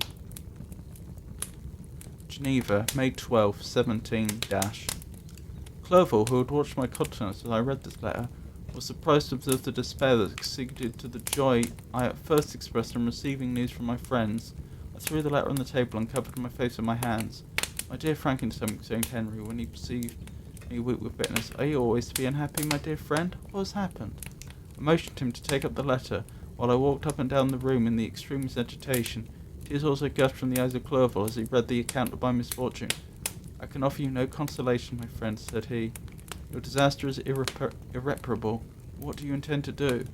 "I go instantly to Geneva. Come with me, Henry, to order the horses." During our walk, Clerval endeavoured to say a few words of consolation. He could only express his heartfelt sympathy. "Poor William," said he, "dear lovely child, he now sleeps with his angel mother, who that had seen him bright and joyous in his young beauty, but must weep over his untimely loss, to die so miserably, to feel the murderer's grasp. How much more a murderer that could destroy such radiant innocence? Poor little fellow, one only consolation have we. His friends mourn and weep, but he is at rest. The pang is over, and his sufferings are at an end forever. The sod covers his gentle form, and he knows no pain. He can no longer be a subject to a pity. We must reserve that for his miserable survivors." Clerval spoke thus as we hurried through the streets. The words impressed themselves on my mind, and I remembered them afterwards in solitude. But now, as soon as the horses arrived, I hurried into a cabriolet and bade farewell to my friend. My journey was very melancholy. At first I wished to hurry on, for I longed to console and sympathize with my loved and sorrowing friend. When I drew near my native town, I slackened my progress. I could hardly sustain the multitude of feelings that crowded into my mind. I passed through scenes familiar to my youth, but which I had not seen for nearly 6 years. How altered everything might be during that time! One sudden and desolating change had taken place, but 1,000 little circumstances might have by degrees worked other alterations, which, although they were done more tranquilly, might not be the less decisive. Fear overcame me. I dared not advance, dreading 1,000 nameless evils that made me tremble, although I was unable to define them. I remained 2 days at Lausanne. In this painful state of mind, I contemplated the lake. The waters were placid, all around was calm, and the snowy mountains, the palaces of nature, were not changed. By degrees the calm and heavenly scene restored me, and I continued my journey towards Geneva. The road ran by the side of the lake, which became narrower as I approached my native town. I discovered more distinctly the black sides of Jura and the bright summit of Mont Blanc. I wept like a child. Dear mountains, my own beautiful lake, how do you welcome your wanderer? The summits are clear, the sky and lake are blue and placid. Is this to prognosticate peace, or to mock at my unhappiness? Prognosticate.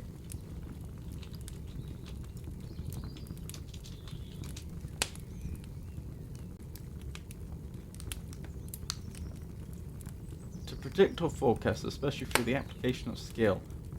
To presage, betoken.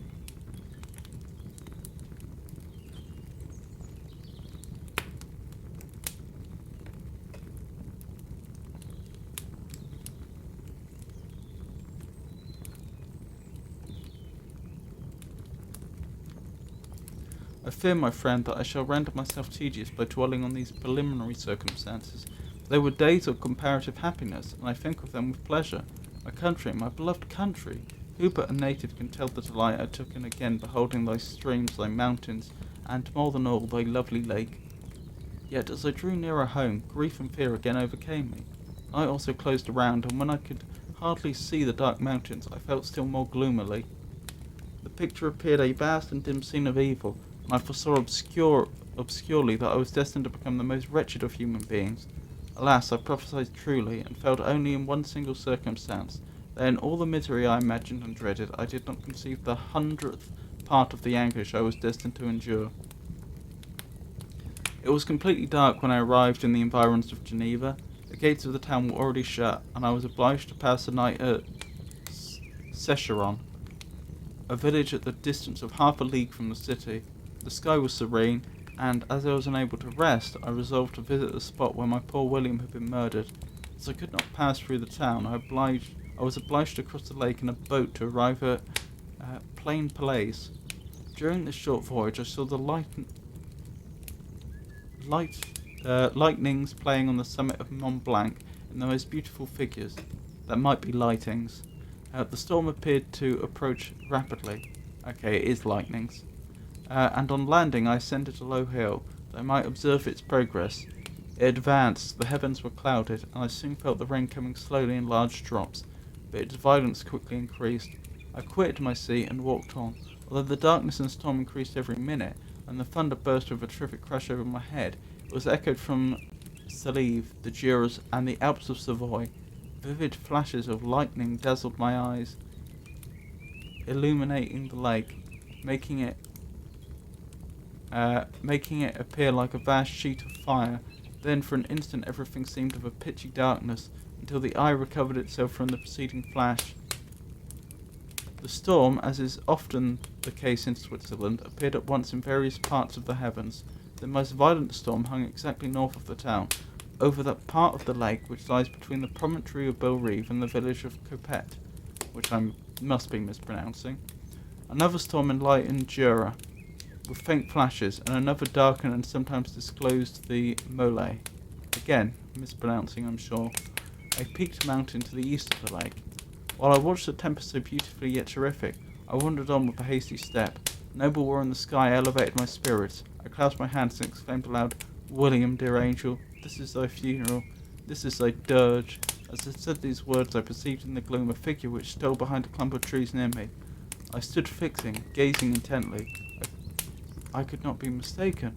A flash of lightning illuminated the object, and discovered its shape plainly to me. Its gigantic stature and the deformity of its aspect, more hideous than belongs to humanity, instantly informed me that it was the wretch, the filthy demon to whom I had given life. What did he there? Could he be, I shuddered at the conception, the murderer of my brother? No sooner did that idea cross my imagination than I became convinced of its truth. My teeth chattered, and I was forced to lean against a tree for support. The figure passed me quickly, and I lost it in the gloom. Nothing in human shape could have destroyed that fair child. He was the murderer. I could not doubt it. The mere presence of the idea was an irresistible proof of the fact. I thought of pursuing the devil, but would have been in vain, for another flash discovered him to me hanging around the rocks of the nearly perpendicular ascent of Mont Salve. Salve, I don't know, I can't pronounce it. Mount Salve. I'll go with that. The perpendicular ascent of Mont Salve, a hill that bounds Plain Palais on the south. He soon reached the summit and disappeared. I remained motionless. The thunder ceased, but the rain still continued, and the scene was enveloped in an impenetrable darkness. I revolved in my mind the events which I had until now sought to forget, the whole train of my progress towards the creation, the appearance of the work of my own hands alive at my bedside, its departure. 2 years had now nearly elapsed since the night on which he first received life, and was this his first crime? Alas, I had turned loose into the world a depraved wretch whose delight was in carnage and misery. Had he not murdered my brother? No one can conceive the anguish I suffered during the remainder of the night, which I spent cold and wet in the open air, but I did not feel the inconvenience of the weather. My imagination was busy in scenes of evil and despair. I considered the being whom I had cast among mankind, and endowed with the will and power to effect purposes of horror, such as the deed which he had now done, nearly in the light of my own vampire, my own spirit let loose from the grave, and forced to destroy all that was dear to me.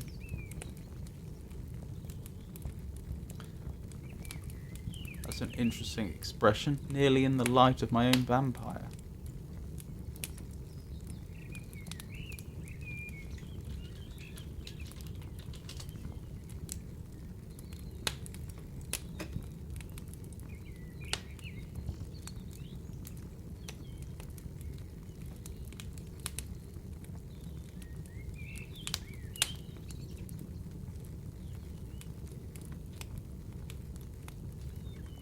A very quick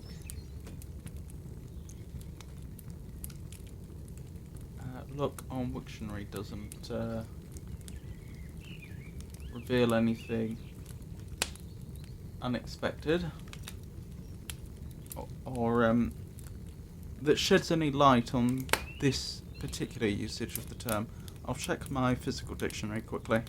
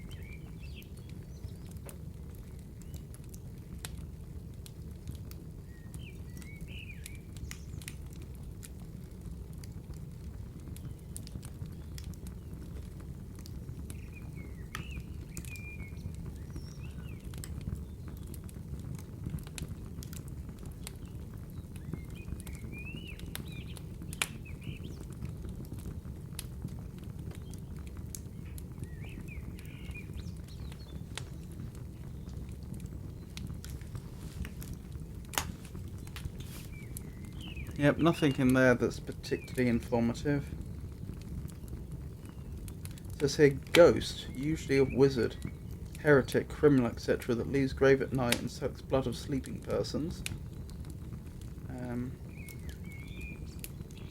this dictionary would predate the popularization of vampires in modern media. So it's interesting they refer to it as a ghost. But it also says, what was it?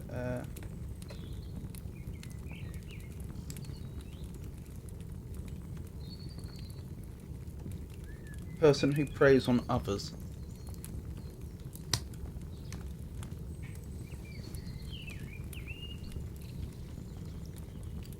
Anyway, where were we?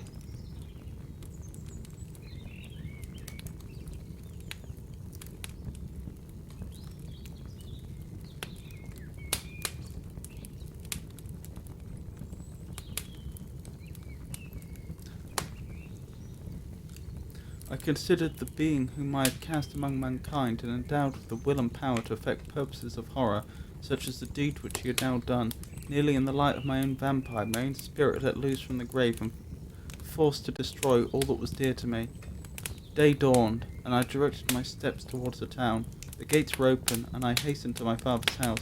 My first thought was to discover what I knew of the murderer, and cause instant pursuit to be made, but I paused when I reflected on the story that I had to tell. A being whom I myself had formed and endued with life had met me at midnight among the precipices of an inaccessible mountain. I remembered also the nervous fever with which I had been seized just at the time when I dated my creation, and which would give an air of delirium to a tale otherwise so utterly improbable. I well knew that if any other had communicated such a relation to me, I should have looked upon it as the ravings of insanity. Besides, the strange nature of the animal would elude all pursuit, even if I were so far credited as to persuade my relatives to commence it. And then, of what use would be pursuit? Who could arrest a creature capable of scaling the unhanging sides of Mont Saleve? These reflections determined me, and I resolved to remain silent. It was about 5 in the morning when I entered my father's house. I told the servants not to disturb the family, and also went into the library to attend their usual hour of rising. 6 years had elapsed, passed as a dream, but for one indelible trace. I stood in the same place where I had last embraced my father before my departure for Ingolstadt. Beloved and venerable parent, you still remained to me. I gazed on the picture of my mother which stood over the mantelpiece. It was an historical subject. It was an historical subject painted at my father's desire, and represented Caroline Beaufort in an agony of despair, kneeling by the coffin of her dead father. Her garb was rustic and her cheek pale, but there was an air of dignity and beauty that hardly permitted the sentiment of pity. Below this picture was a miniature of William, and my tears flowed when I looked upon it. While I was thus engaged, Ernest entered. He had heard me arrive and hastened to welcome me. He expressed a sorrowful delight to see me. "Welcome, my dearest Victor," said he. "Ah, I wish you had come 3 months ago, and then you would have found us all joyous and delighted. You come to us now to share a misery which nothing can alleviate. Yet your presence will, I hope, revive our father, who seems sinking under his misfortune, and your persuasions will induce poor Elizabeth to cease her vain and tormenting self-accusations. Poor William! He was our darling and our pride." Tears unrestrained fell from my brother's eyes. A sense of mortal agony crept over my frame. Before I had only imagined the wretchedness of my desolated home, the reality came to me as a new and not a less terrible disaster. I tried to calm Ernest, and inquired more minutely concerning my father, and her I named my cousin. "She most of all," said Ernest, "requires consolation. She accused herself of having caused the death of my brother, and that made her very wretched. But since the murderer has been discovered—" "The murderer discovered? Good God, how can that be? Who could attempt to pursue him? It's impossible. One might as well overtake the winds, or confine a mountain stream with a straw.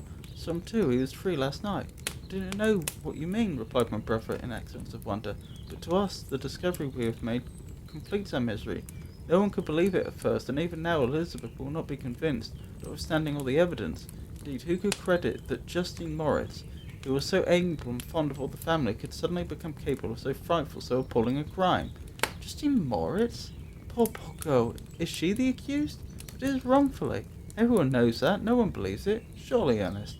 No one did at first, but several circumstances came out that have almost forced conviction upon us, and our own behaviour has been so confused as to add to the evidence of facts a weight that, I fear, leaves no hope for doubt. But she will be tried today, and you will then hear all.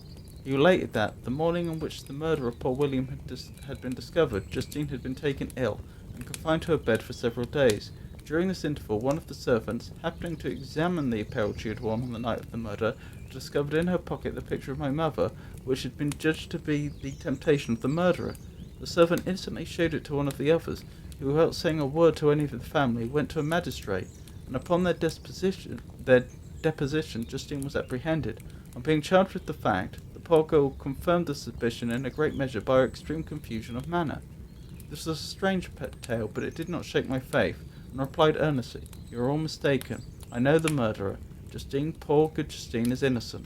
At the instant my father entered, but saw unhappiness deeply impressed on his countenance. But he endeavoured to welcome me cheerfully, and after we had exchanged our mournful greeting, would have introduced some other topic than that of our disaster, had not Ernest exclaimed, "Good God, Papa! Victor says that he knows who was the murderer of poor William." "We do also, unfortunately," replied my father, "for indeed I had rather have been forgiven ignorant than have discovered so much depravity and ingratitude in one I valued so highly." "My dear father, you are mistaken. Justine is innocent. If she is, God forbid that she should suffer as guilty.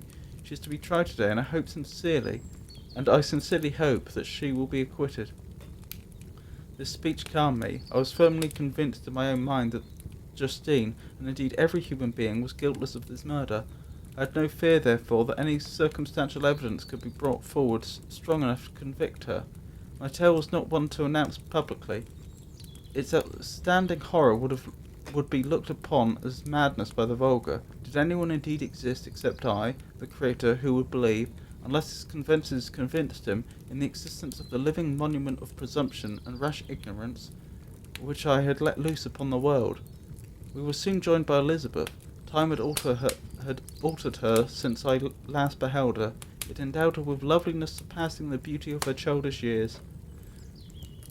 There was the same candour, the same vivacity, but it was allied to an expression more full of sensibility and intellect. She welcomed me with the greatest affection. "Your arrival, my dear cousin," said she, "fills me with hope. You perhaps will find some means to justify my poor guiltless Justine. Alas! Who is safe, if she be convicted of crime? I rely on her innocence as certainly as I do upon my own. Our misfortune is doubly hard to us. We have not only lost that lovely darling boy, but this poor girl, whom I sincerely love, is to be torn away by even a worse fate. If she is condemned, I never shall know joy more, but she will not. I am sure she will not, and then I shall be happy again, even at the sad death of my little William." "She is innocent, my Elizabeth," said I, "and that shall be proved. Fear nothing, but let your spirits be cheered by the assurance of her acquittal." "How kind and generous you are! Everyone else believes in her guilt, and made me wretched, for I know that it was impossible, and to see everyone else prejudiced in so deeply a manner rendered me hopeless and despairing," she wept. "Dearest niece," said my father, "dry your tears. If she is, as you believe, innocent, rely on the justice of our laws and the activity with which I shall prevent the slightest shadow of partiality."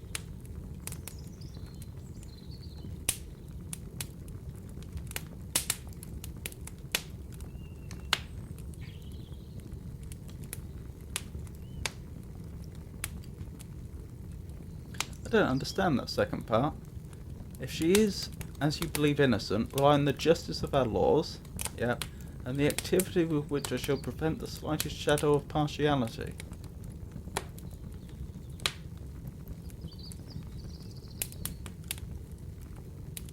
It sounds like he's committing himself to be impartial, which I don't understand the relevance of, since he's presumably not a member of judge or jury, and I don't see why that would be comforting under the circumstances. Still.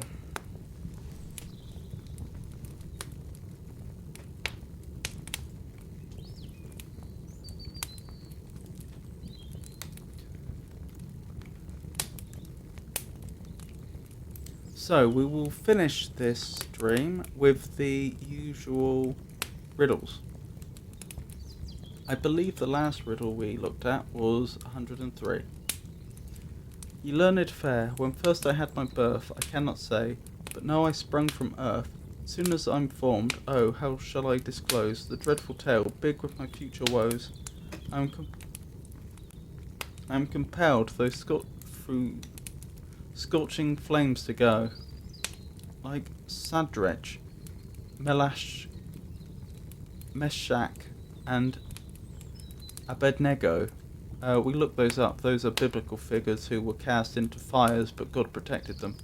As gold by fire is purged from the dross, it gained new beauty and a brighter gloss. So I, when scraped from my cursed retreat, appear unspotted amongst the poor and great. But no, alas, and I the truth declare, I'm never permitted to attend the fair, unless some threatening ills destroy their bliss.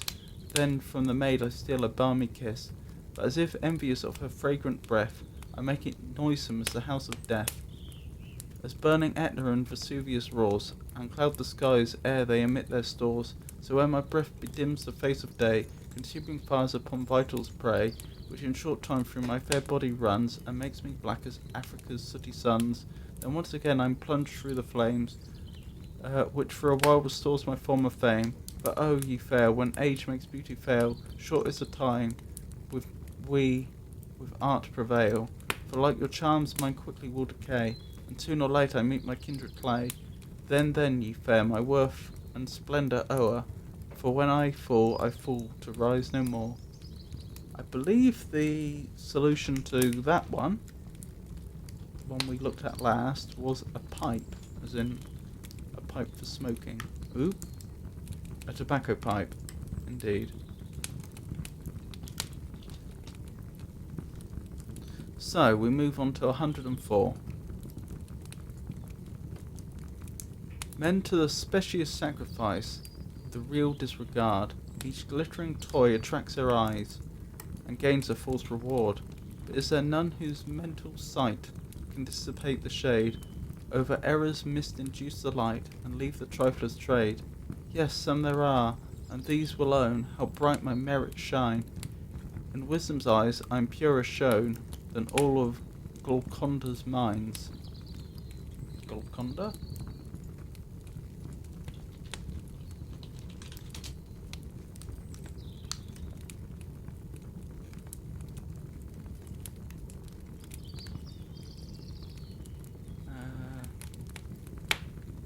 It's in India, apparently.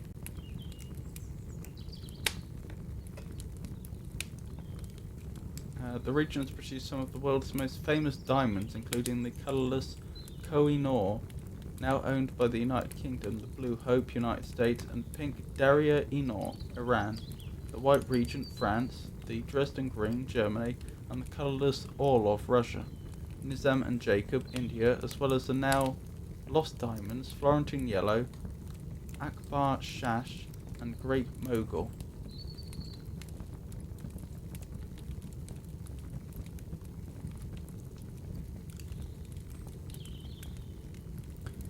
By me extended commerce reigns, and rolls from shore to shore. My spirit unappalled remains, when the loud tempest roar. Relying on my friendly aid, the sailor feels no pain, when clouds of blue expanse spread, and suns arise in vain. Yet small my form and low my birth, no gaudy tints I show, drawn from my fruitful mother earth, through purging fires I go.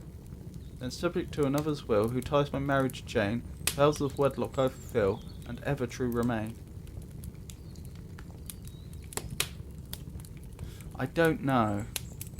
The only thing that occurred to me is it refers to leaving sailors with no pain, and a reference to commerce. There's only two things that spring to mind there: alcohol or opium. Opium makes more sense with, well, traditionally alcohol was used as a painkiller because that's literally all they had. It's not a brilliant painkiller, but it's better than nothing.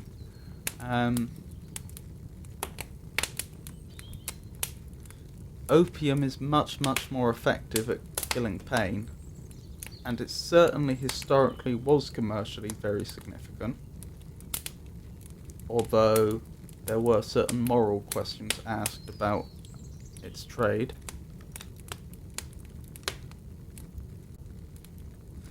But quite a lot of this poem is still alien to me. For example, then subject to another's will, who ties my marriage chain, the vows of wedlock I fulfil and ever true remain.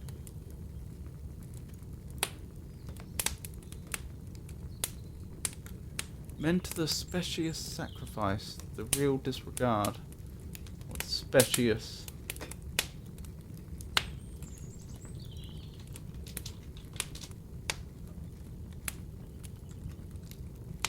Seemingly well reasoned, plausible or true, but actually fallacious. Oh, meaning good looking. Employing fallacious but deceptively plausible arguments, deceitful, having an attractive appearance, intended to generate a favourable response. Deceptively attractive. Beautiful, pleasing to look at, but that's obsolete. Men to the specious sacrifice, the real disregard. Each glittering toy attracts their eyes and gains a false reward. But there is none whose mental sight can dissipate the shade. Over error's mist induce the light, and leave the trifler's trade.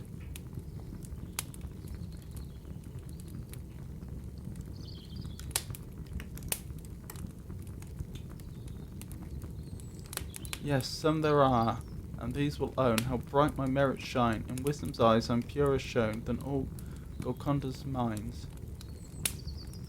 By me extended commerce reigns, and rolls from shore to shore. My spirit unappalled remains when the loud tempests roar. Relying on my friendly aid, the sailor feels no pain, when clouds of blue expanse overspreads, and suns arise in vain. Yet small my form and low my birth, no gaudy tints I show, drawn from my fruitful mother earth, through purging fires I go. Well, that would only make sense with opium. Then subject to another's will, who ties my marriage chains, the vows of wedlock I fulfil and ever true remain. I don't know. Opium's my best guess. I wouldn't be surprised if I'm on the wrong lines though.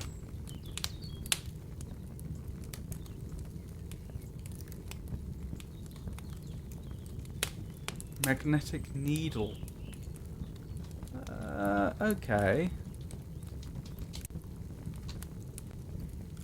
Men to the specious sacrifice, the real disregard. Each glittering toy attracts their eyes and gives us false reward. Whereas none whose mental sight can dissipate the shade. Over error's mist induce the light and leave the trifler's trade. Yes, some there are, and these will own how bright my merit shines. In wisdom's eyes I'm purer shown than all Golconda's minds. By me extended commerce reigns, and rolls from shore to shore. My spirit unappalled remains when the loud tempests roar. Oh, this whole point about storms is that it's obscuring the sky, so you can't navigate by the stars, or by any other means. You'd have to use a compass. Relying on my friendly aid, the sailor feels no pain, and clouds of blue expanse overspreads, and suns arise in vain. Yet small my form and low my birth, no gaudy tints I show, drawn from my fruitful mother earth, as an oar, through purging fires I go, and subject to another's will, who ties my marriage chain, the vows of wedlock I fulfil, and ever true remain. I don't follow that bit, unless what they mean is that a sailor won't give up their compass until they're dead or something like that.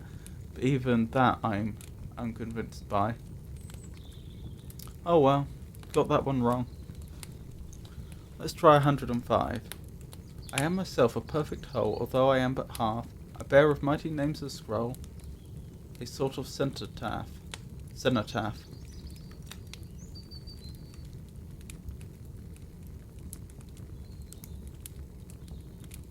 I am both sexes, past dispute, and still am of neither, but am, though not in vast repute, companion fit for either.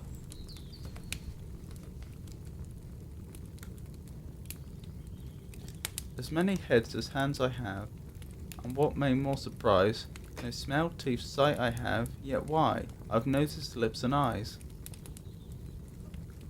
Though hero bold and goddess free, I am held cheap and vile. Some beg to have me piteously, yet have me all the while. Although a hero, void of crime, I never was known to quarrel. I never could fight or sing or rhyme, yet ever wear the laurel.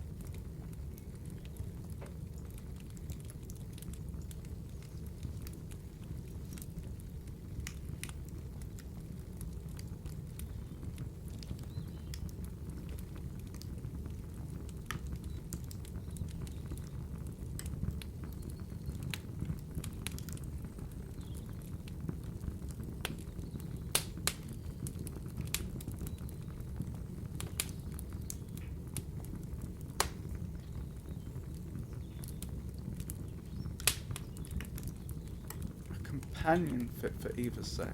Interesting. See, when it described that they have no smell, teeth, or sight, but they have noses, lips, and eyes, I was for a while wondering if it could be something like a statue. Although a statue could arguably have teeth just as much as it could have a nose, lips, and eyes.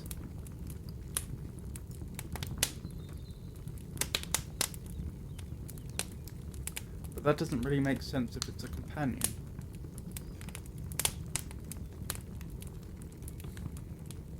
Painting, again, could have teeth. Maybe that was considered undignified in a portrait? I don't know.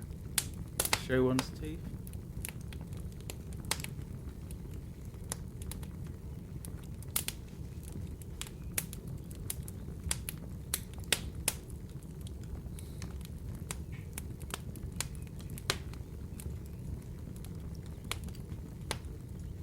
A bear of mighty names the scroll. A sort of cenotaph.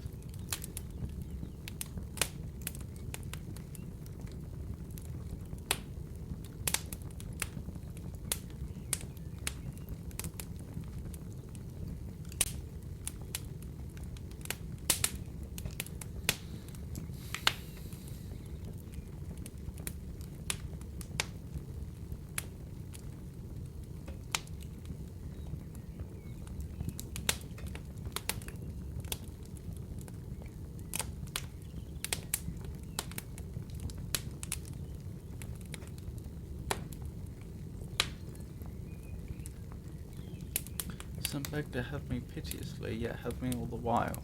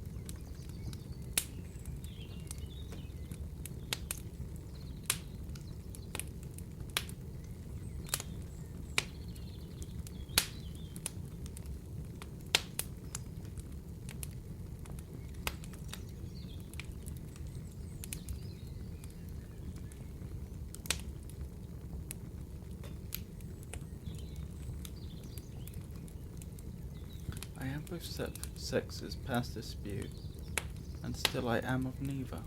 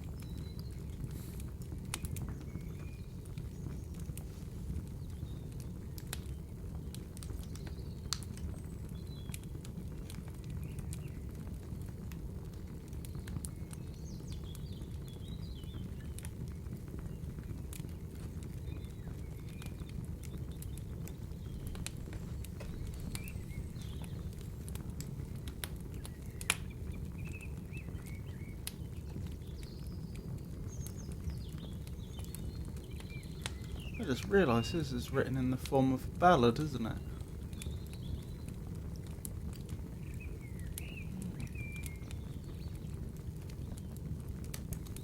I'm struggling though. I am myself a perfect whole, although I am but half. Bearer of mighty names to scroll, a sort of cenotaph. I am both sexes past dispute, and still am of neither. But am, though not in verse repute, companion fit for either. As many heads as hands I have, and what may more surprise, no smell, teeth, sight I have, yet why I have noses, lips, and eyes. Though hero bold and goddess free, I am cheap and vile. Some beg to have me piteously, yet have me all the while. Although a hero, void of crime, I never was known to quarrel. I never could fight or sing or rhyme, yet ever wear the laurel. Laurel being a sign of peace, if I recall correctly.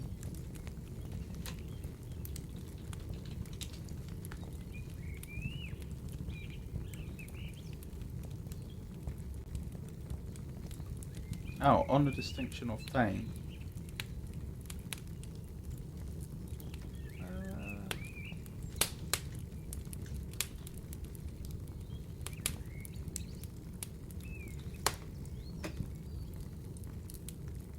Does that agree with, oh, where is it? The dictionary? The flower dictionary?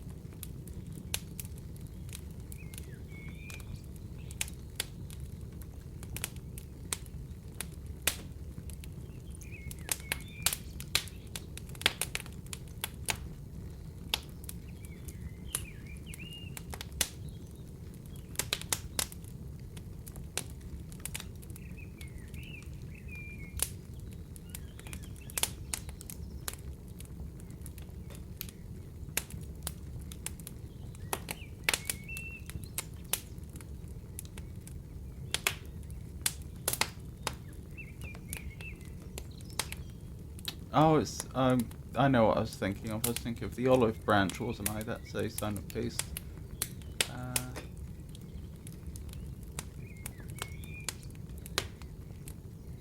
they only have it this way round?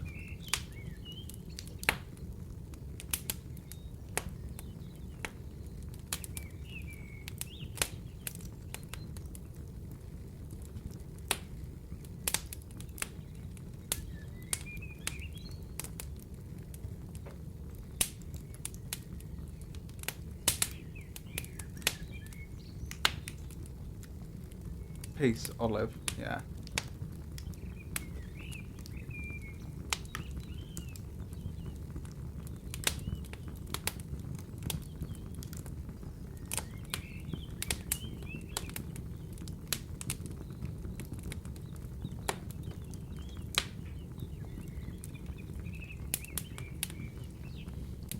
Ah, this is what I was looking for. Laurel. Of course, laurel, is a shrub, not a flower. So yeah, it's not in here. I don't think. Oh no, it is. Glory, glory. Oh, that would be laurel flowers, presumably, though. Anyway.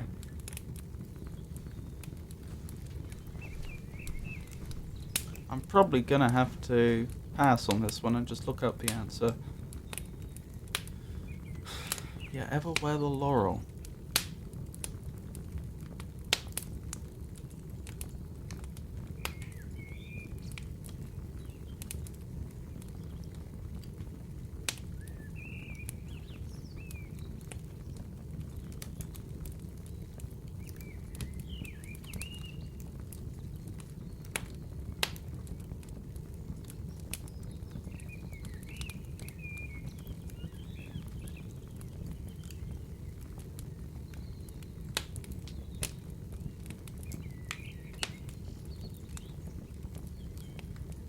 Yep, I don't know.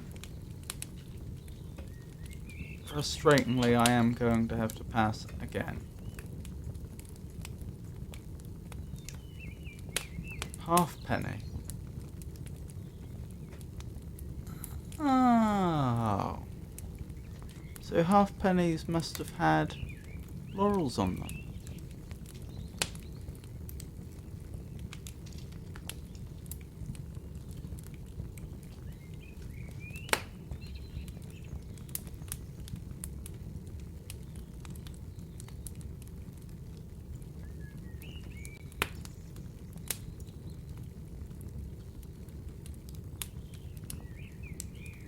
That makes perfect sense.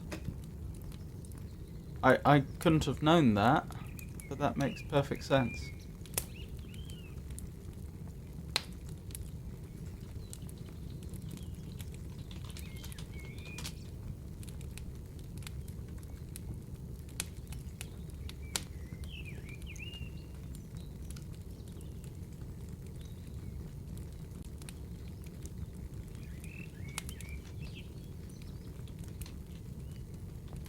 No reference to laurels though.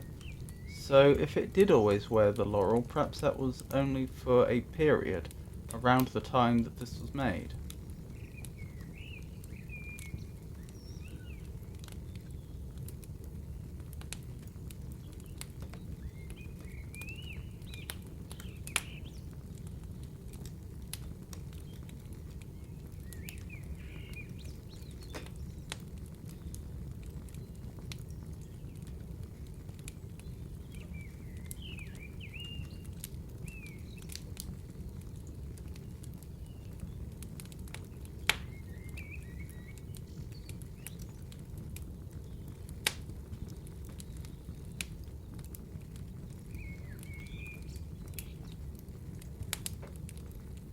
Those are probably laurel leaves.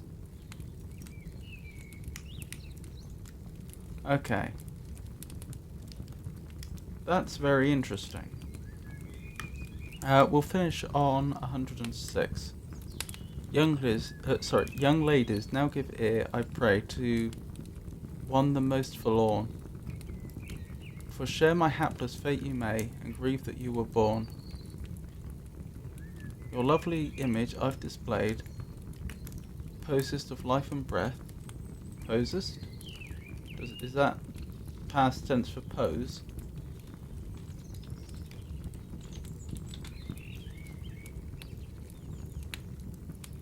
Oh, past tense of possess. Posest of life and breath, I'm flesh and blood, though always made by the rude hand of death. Now to conclude my mournful lay, of mortal fame I am, and feel the pangs of death I may, though some of us never die. Young ladies, now give ear, I pray, to one the most forlorn, for share my hapless fate you may, and grieve that you were born. Your lovely image I've displayed, posest of life and breath, by flesh and blood, though always made, by the rude hand of death. Now to conclude my mournful lay, of mortal fame I am, and feel the pangs of death I may, though some of us never die. So it's of flesh and blood, but some of them never die.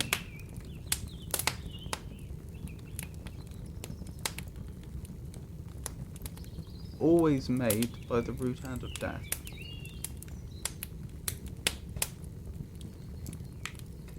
So if it didn't say about never die,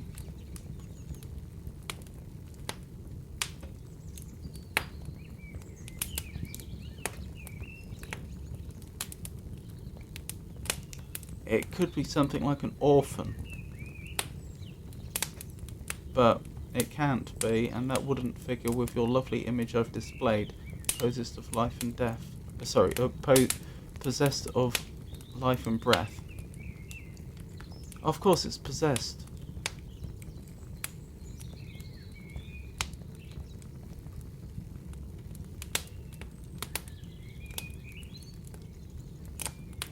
Your lovely image I've displayed, possessed of life and breath, I'm flesh and blood, though always made by the rude hand of death.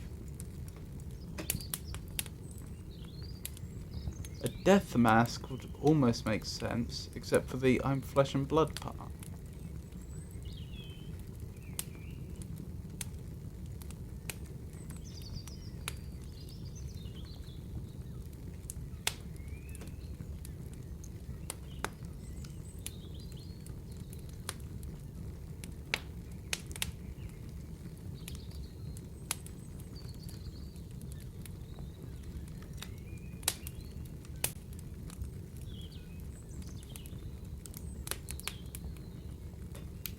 Young ladies, now give ear, I pray, to one the most forlorn, for share my hapless fate you may, and grieve that you were born. Your lovely image I've displayed, possessed of life and breath, and flesh and blood, though always made by the rude hand of death. Now to conclude my mournful lay, of mortal fame I am, and feel the pangs of death I may, though some of us never die. Ne'er die.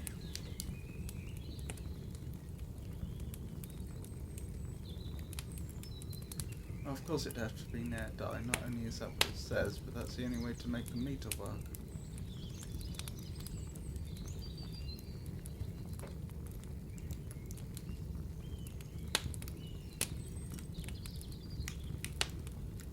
Your lovely image I've displayed, not anybody's image, your image. But you're made by the rude hand of death.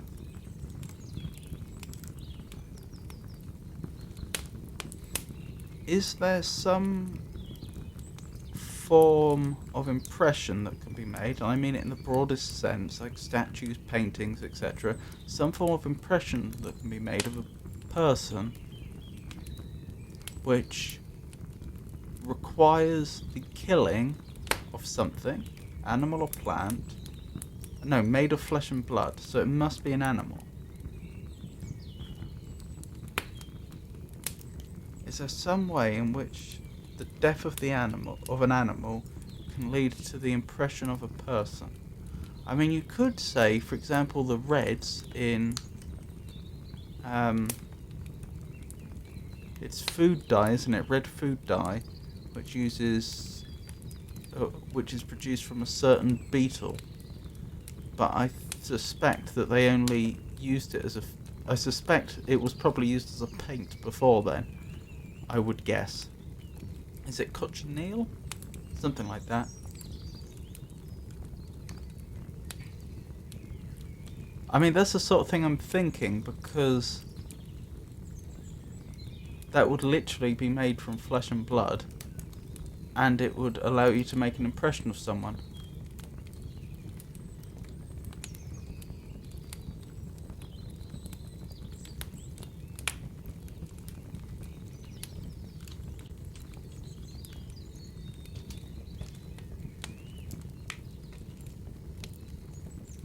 The cochineal is a scale insect in the suborder Sternorhingia, from which natural dye carmine is derived.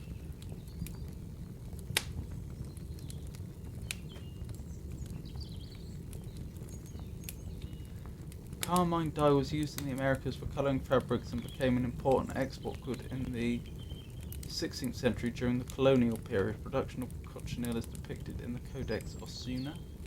After synthetic pigments and dyes such as alizarin were invented in the late 19th century, use of the natural dye products gradually diminished. Fears over the safety of artificial food additives renewed the popularity of cochineal dyes, and the increased demand has made cultivation of the insect profitable again, with Peru being the largest producer, followed by Mexico, Chile, Argentina, and the Canary Islands. That's interesting. I had no idea that they moved towards farming these insects again because of concerns about artificial food additives, which is specifically why it's used as a food additive as opposed to use for dyeing fabrics. Now, though you'd have thought if they know the chemical structure of the dye, they could just make the exact same thing artificially, you'd have thought. Still. Anyway, those are the sort of lines I'm thinking across. Young ladies, now give ear, I pray, to the most forlorn, for share my hapless fate you may, and grieve that you were born. Your lovely image I've displayed, possessed of life and breath, and flesh and blood, though always made by the rude hand of death. Now conclude my mournful lay, of mortal fame I am, and feel the pangs of death I may, though some of us never die. Ne'er die, sorry.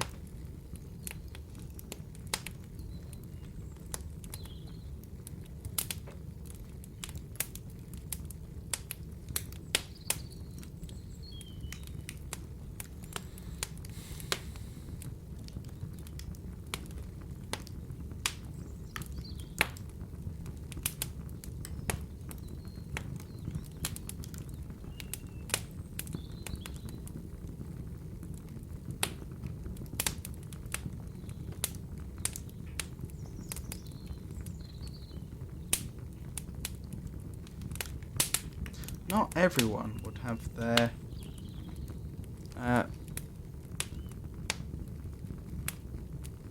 a painting made of them, though. That would tend to be the case for much wealthier people.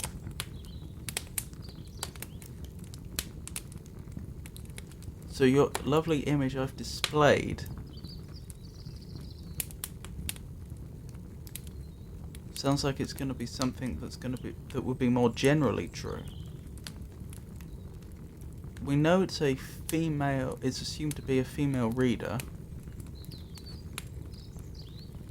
Your image I've displayed.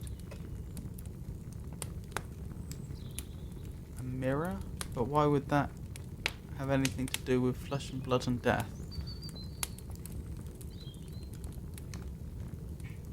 Why would people have had images of each other?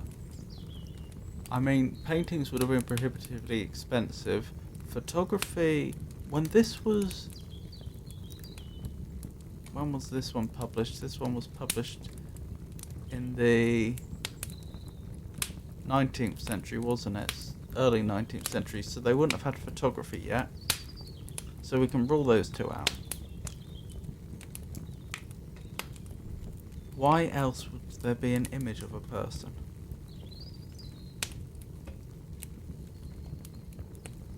I mean, a drawing,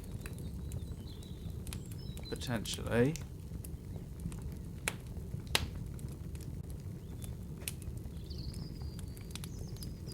But why? I don't know. I'm gonna have to pass again, which is a pity.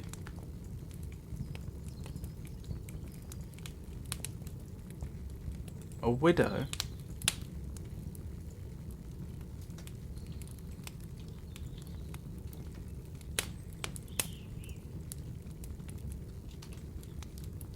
Young ladies, now give ear, I pray, to one the most forlorn, for share my hapless fate you may, and grieve that you were born. Your lovely image I've displayed, possessed of life and breath. Oh, displayed in past tense. So I had your lovely image. As in, I was beautiful like you were. And I was possessed of life and breath. I'm flesh and blood, though always made by the rude hand of death. Now to include my mournful lay, of mortal fame I am, and feel the pangs of death I may, though some of us ne'er die. That doesn't make sense. What do you mean a widow ne'er dies? The rest of it makes sense, although I never would have interpreted it that way. But the last bit has thrown me.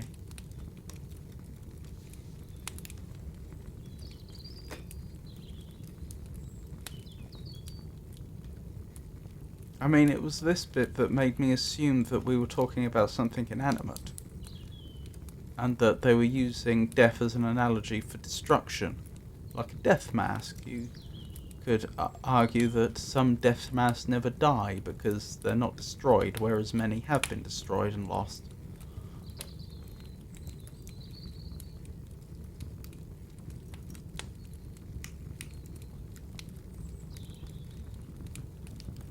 They don't die because they remarry, and then they're no longer a widow. Got it. Okay, this is a little more clever than I had first anticipated. Oh well.